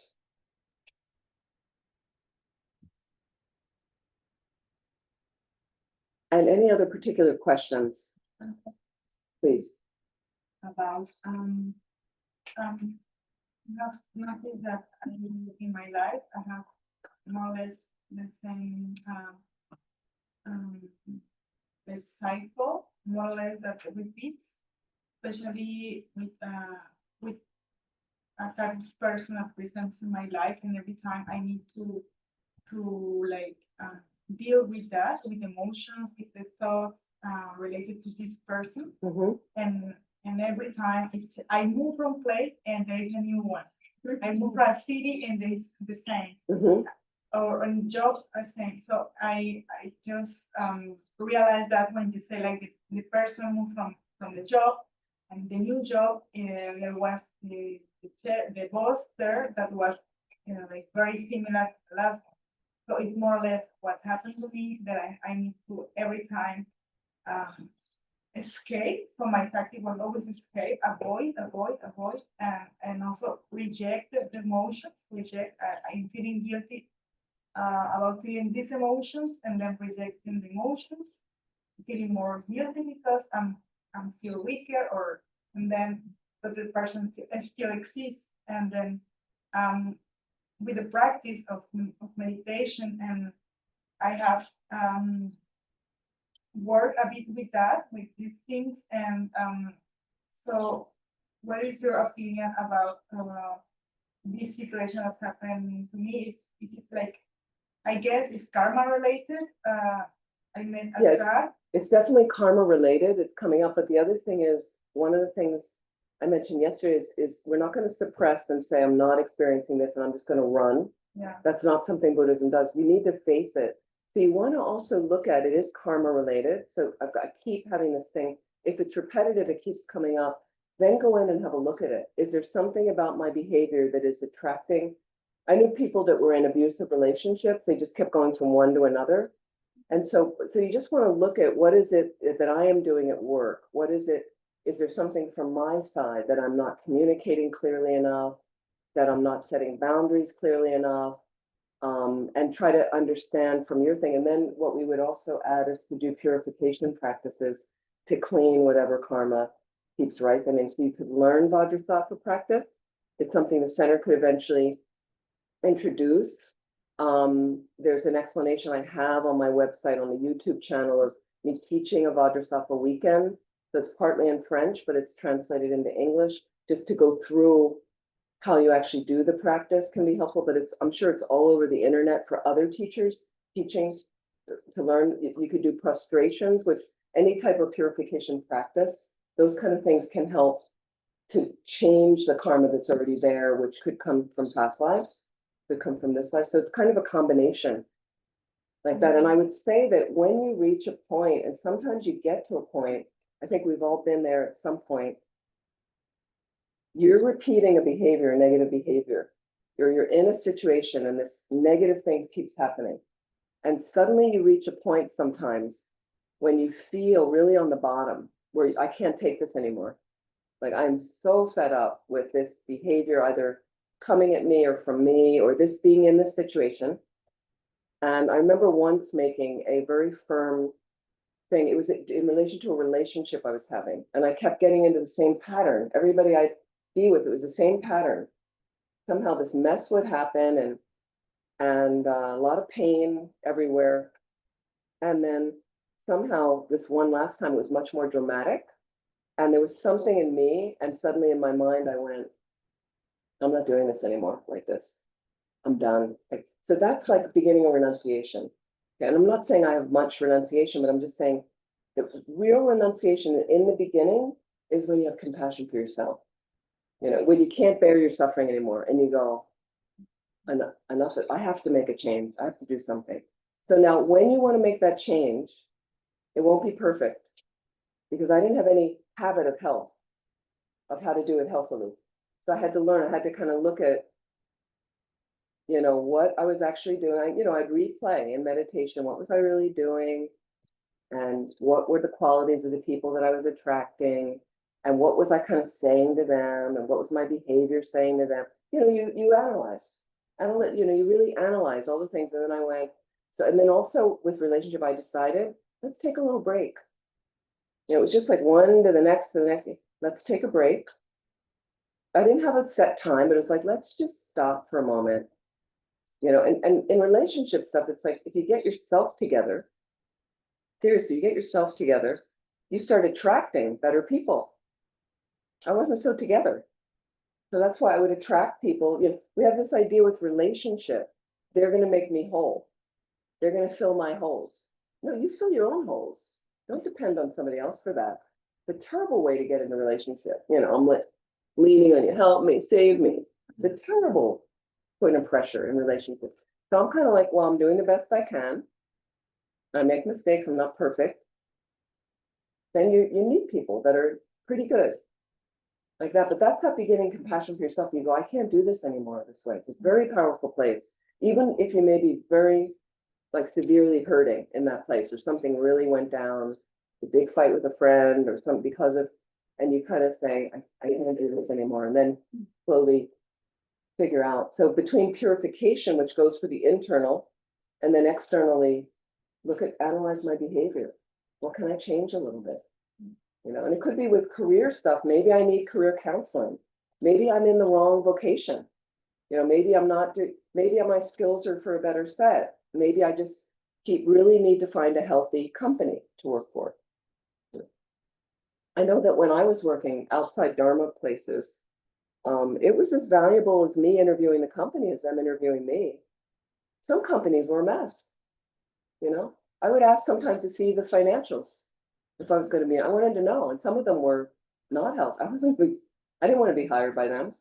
They weren't together. So I think they, at least in the States, they like that when you want to know about the company. You've done your research with the company.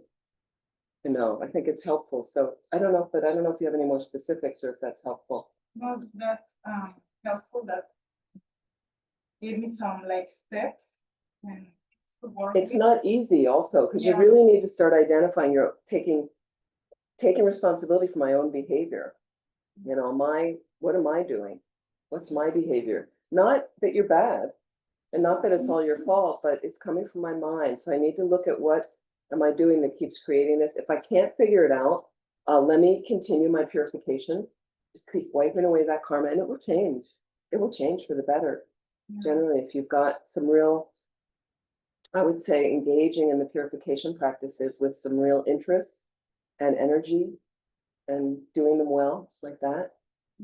I think in my case, I have an awakening and it comes from my childhood, at Mhm. least from this life.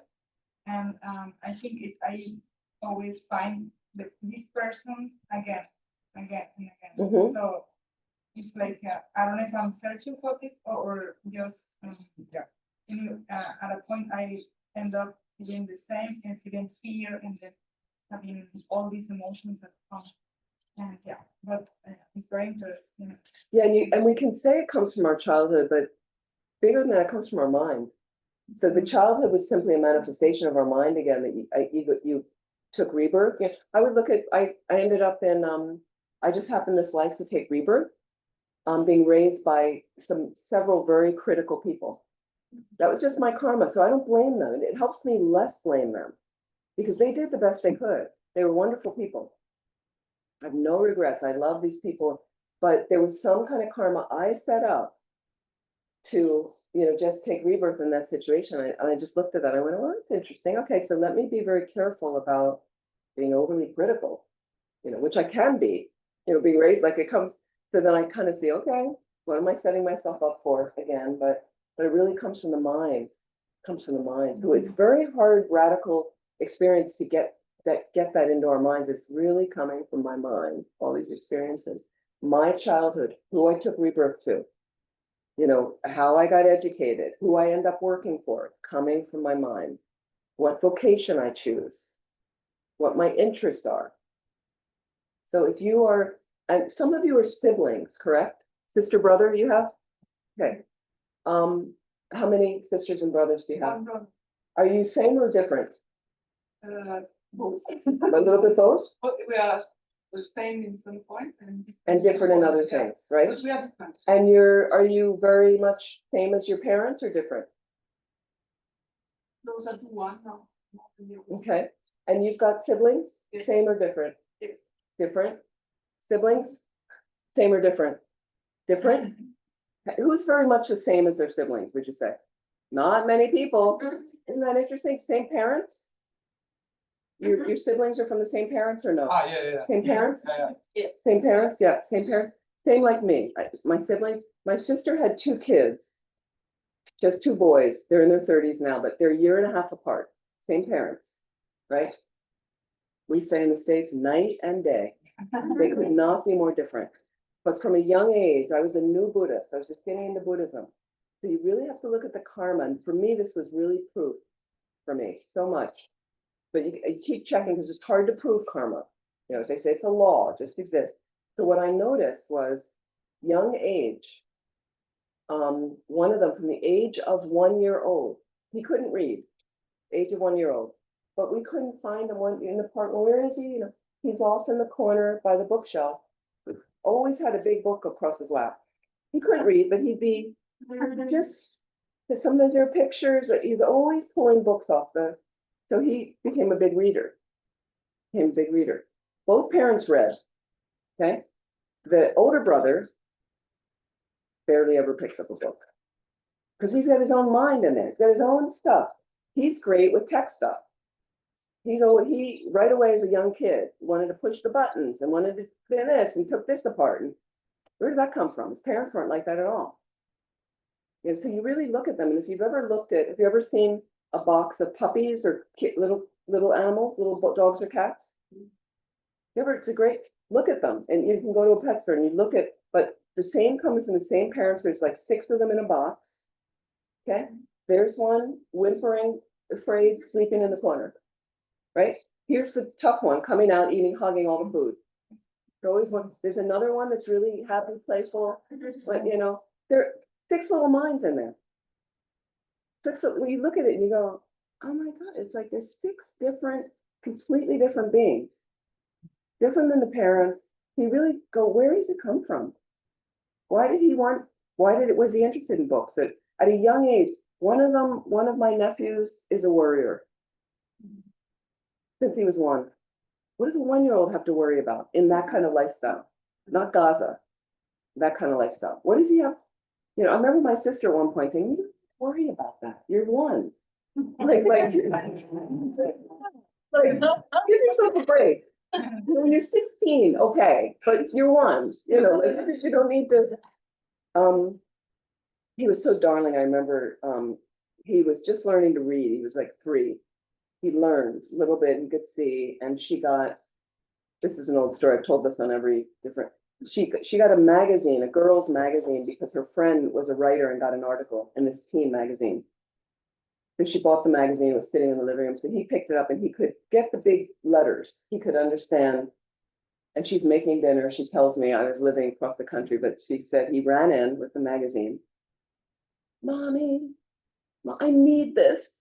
And what he could read on the page was worry-free. He was able to read that, worry-free. Wow. So he knew he worried, and he was worry-free, it said. But he couldn't read anything else on the ad, what it meant. He said, what, I need this. What is it? I was like, I want this. What is it?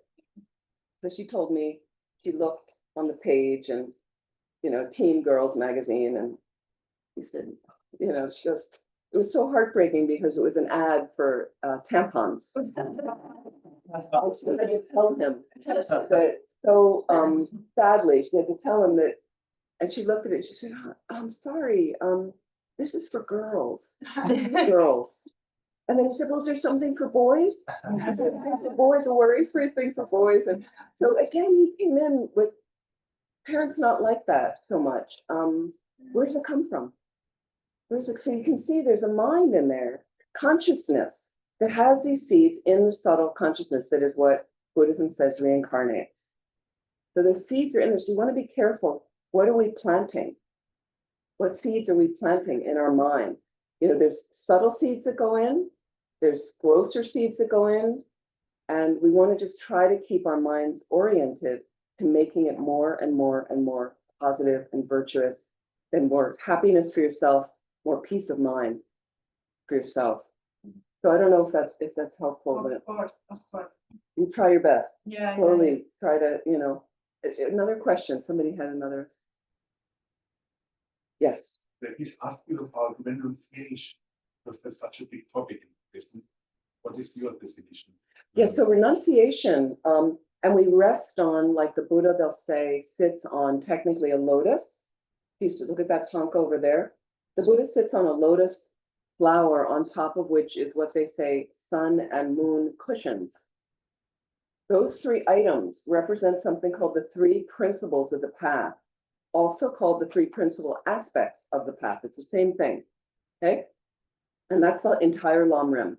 Can be divided up into three principal aspects of the path. The lotus represents renunciation, because a lotus flower often rises out of the swamp, the muddy swamp, unstained by the mud, like that. So what it means is your emergence, your definite emergence from your suffering. Definitely want to emerge from the suffering. So renunciation, technically, traditionally, is when you strive day and night to get out of samsara. So your whole life, your whole mind, everything is oriented in that direction to make sure I'm using every time wisely. I really want out of this mess. Samsara is suffering. There is nothing helpful in samsara. There will never be total peace of mind in samsara. It's a broken situation and I'm out of here. I don't want this. I don't want to keep courting it. I know that a joke was, years ago, I heard this about an Italian student. I wasn't there, but when he got into the Dharma, and sometimes when you're newer and you get into the Dharma, you feel like your life gets a little stirred up, not in a pleasant way, right? You're going along, you're a pretty good person, then you hit the Dharma. So it's a little bit like you have a clear water glass, okay? That's our lives, especially here in this part of the world. We're doing pretty well, it's pretty comfortable, it's nice. But in the bottom of the water glass, there's a little bit of dirt. The Dharma is when I put the stirrer in, and suddenly my nice clear water glass is a murky, cloudy mess now, you know. And I thought it was really good before, but now what about this? So you start looking at your mind. So it can be a little bit uncomfortable, a little bit of that stirred up action. And so renunciation, you start. So one of these students said when he got into the Dharma, he said, this is Italian, that the lamas have ruined my samsara. So, you know, because we have it somewhat good here and we get attached and we think, what's the problem, right? But then you get cancer. Sorry, and I hope you never do, right? Then your loved one dies. So sorry to say, then your kid is having some issue, then you get fired. Then there's some problem that will arise. If anything, it's just your death and not being prepared. And then you're going to be out of control going, oh, I should have done my practice. I should have done these things, like, you know. So then it will come certainly at that point like that. And so renunciation is really this determination. And really, I think the beginning is having compassion for yourself. You realize how you suffer and you go, I'm giving that up. Because renunciation is giving something up. We think it's like giving all your money to something. No, it's an attitude. I'm giving up my suffering. I'm going to figure out what passage, what journey I need to go on to let go of that suffering. Permanently, you can get rid of your suffering for all time. Everybody in this room can do that. So sorry, That's perfect. And my second question is when I contemplated about sense of myself, I come up with the conclusion that it's experience and awareness. That's never changing. So is this wrong? Is it wrong to say, no, there is a fixed sense? So that's what the Vaibhashika school says, the lower school, Tibetan Buddhism.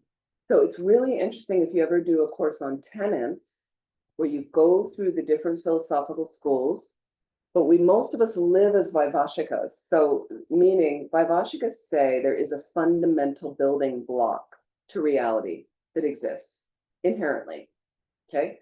And it's called a partless particle, a partless particle. So you could say I'm built on that, okay? Now think about a partless particle.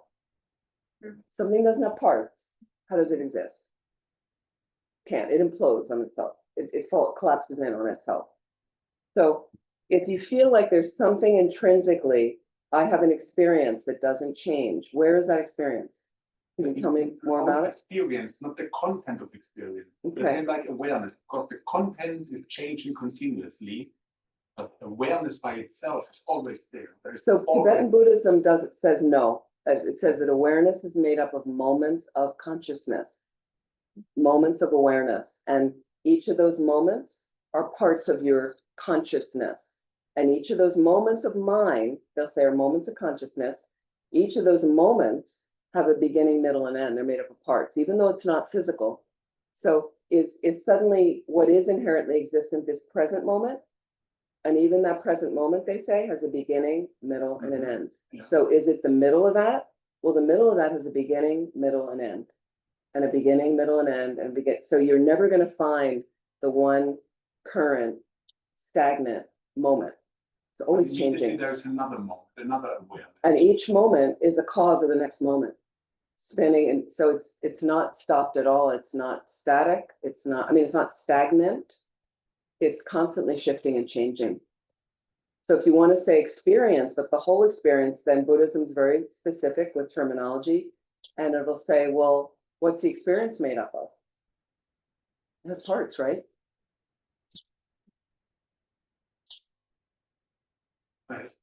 Think about it. Think about it. Because part of it would be those moments of consciousness that make up, in my mind, experience. Yeah. Like that. So it's something to think about. They say there's nothing that is not changing. I mean, the only things they say, I mean, this is getting a little headier, are there's three things that don't, and it's a different terminology in Buddhism. So we also have a concept in English of permanence and impermanence. In Buddhism, miktakpa. So we have, in Buddhism, it's changing and unchanging, slightly different. So when you think of permanent, going on forever and ever, well, the mind is like that, but it's changing all the time. So some people think of permanence as it's always that thing, never changes. So it's slightly different concepts, permanence and changing. But I distinguish between the content and the mind by itself. Of course, the content is changing.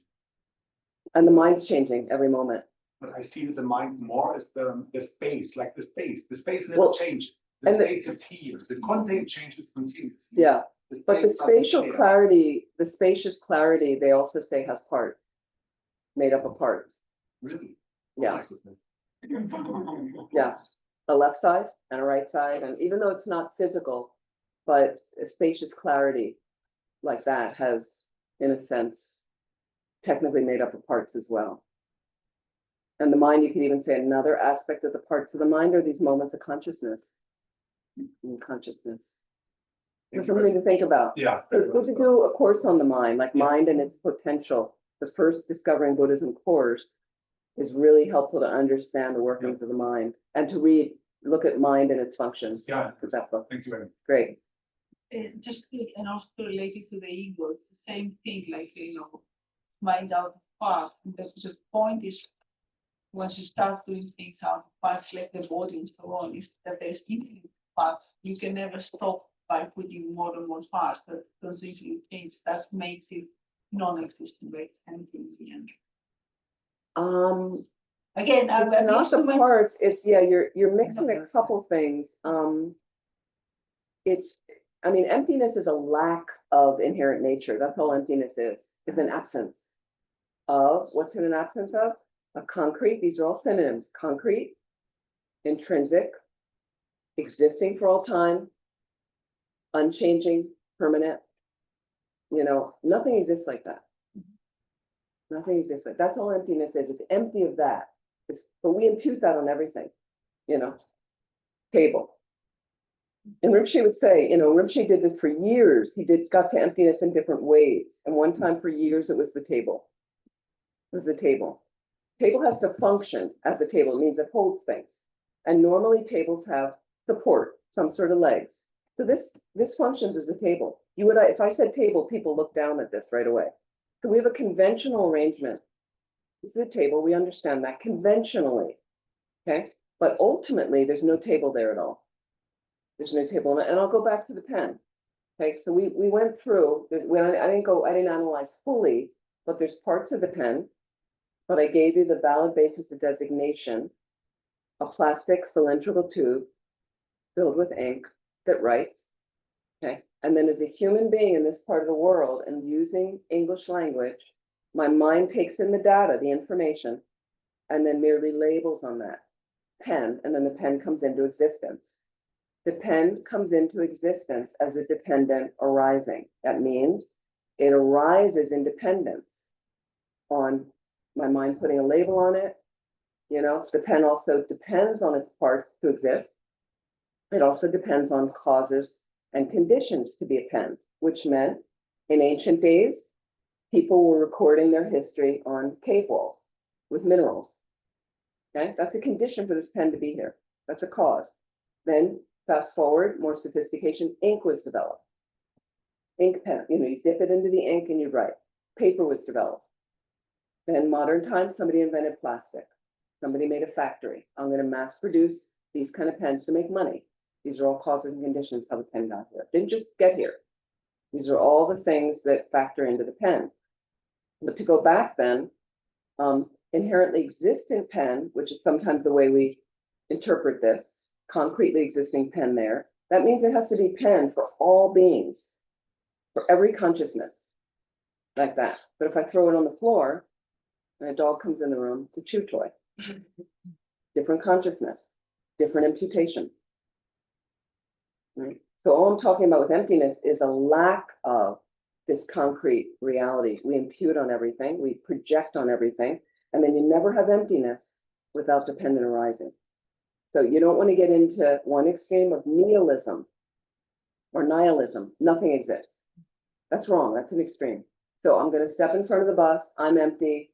Nothing will happen. The bus will kill you. So don't do that. Conventionally, you have to take care of this. Okay. But then I also want to understand how this exists. And what happens is we impute a really heavy dominant nature on this. Me, I. If you interfere with that, I'm going to get upset. Right? Or I get attached to things and then the I comes out. Or you're very fearful, or you're very angry, and then you really feel the I. Like, oh my God. Then you really feel it, this sense. Then you want to analyze that. That's your object of negation that you won't find. That really strongly inherently exists in I. Okay. But how my I exists, there is a conventional I sitting here. Okay. And that is dependent on my body and mind. That's all. And you could label, and then we have different labels. You might say woman. You could say American. You could say nun. You could say Amy, labeled on me. So if Amy existed for all time, which a lot of times that's how I feel, right? That's how we feel. That when I came out, I was born in a hospital delivery room. When I came out in the delivery room, everybody there would just be, it's Amy. Well, what came out was labeled baby girl. Then my parents put another label. Then Amy comes into being, like that. And you go back to my valid basis of designation.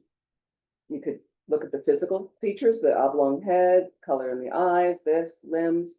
You could go back to body and mind. You could also break it down into other parts, 5 aggregates, they say. What are aggregate is collection. So my body and mind is simply a collection of 5 things. One form aggregate, that's my body. 4 mental aggregates, that's my mind. Feelings, discriminatory awareness, consciousness, and something called compositional factors, everything that's left over. That's your mind. So you can, with mind courses, you can study, but that's what I depend on to exist. No concretely existing Amy there to get upset, to get attached, those kind of things. So when that does come out of me, I want to look at that and go, what's going on? What just tweaked me now? Oh, look how my eye is existing. Well, that eye doesn't exist at all the way I think it does. No. And then slowly, when you can learn how to meditate on emptiness, you meditate and slowly it takes that edge off like that. Makes you more peaceful moving around like that. So somebody upsets you, somebody like this, a little bit more space to kind of go, my karma, causing this to arise, causing an unpleasant thing to arise. And for me to control the activities of my body, speech, and mind now, so that I don't get into more trouble and plant more negative seeds. That's how we try to take care of the mind. Does that make sense? Yeah. So we're going to take a break for lunch, and whatever merit we've created from this morning, thank you so much for your great questions. Whatever merit we've created, let's dedicate to our, again, using the merit to plant strong seeds of virtue in our mind that will help us quickly get enlightened so we can benefit all living beings.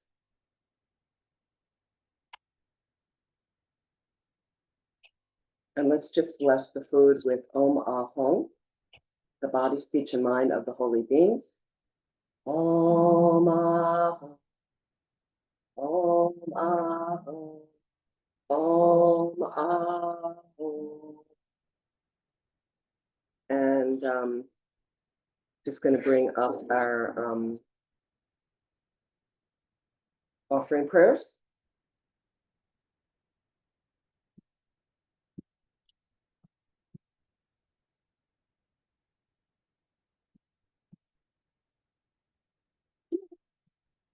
Not letting me put it in. It didn't work. Try it again. Here we go.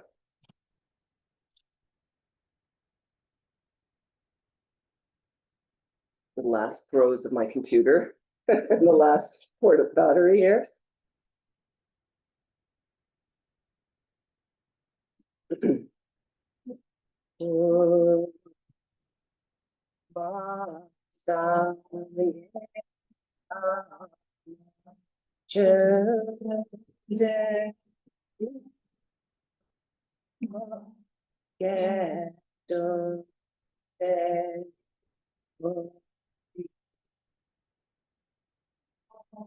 Lama yete lama namla je.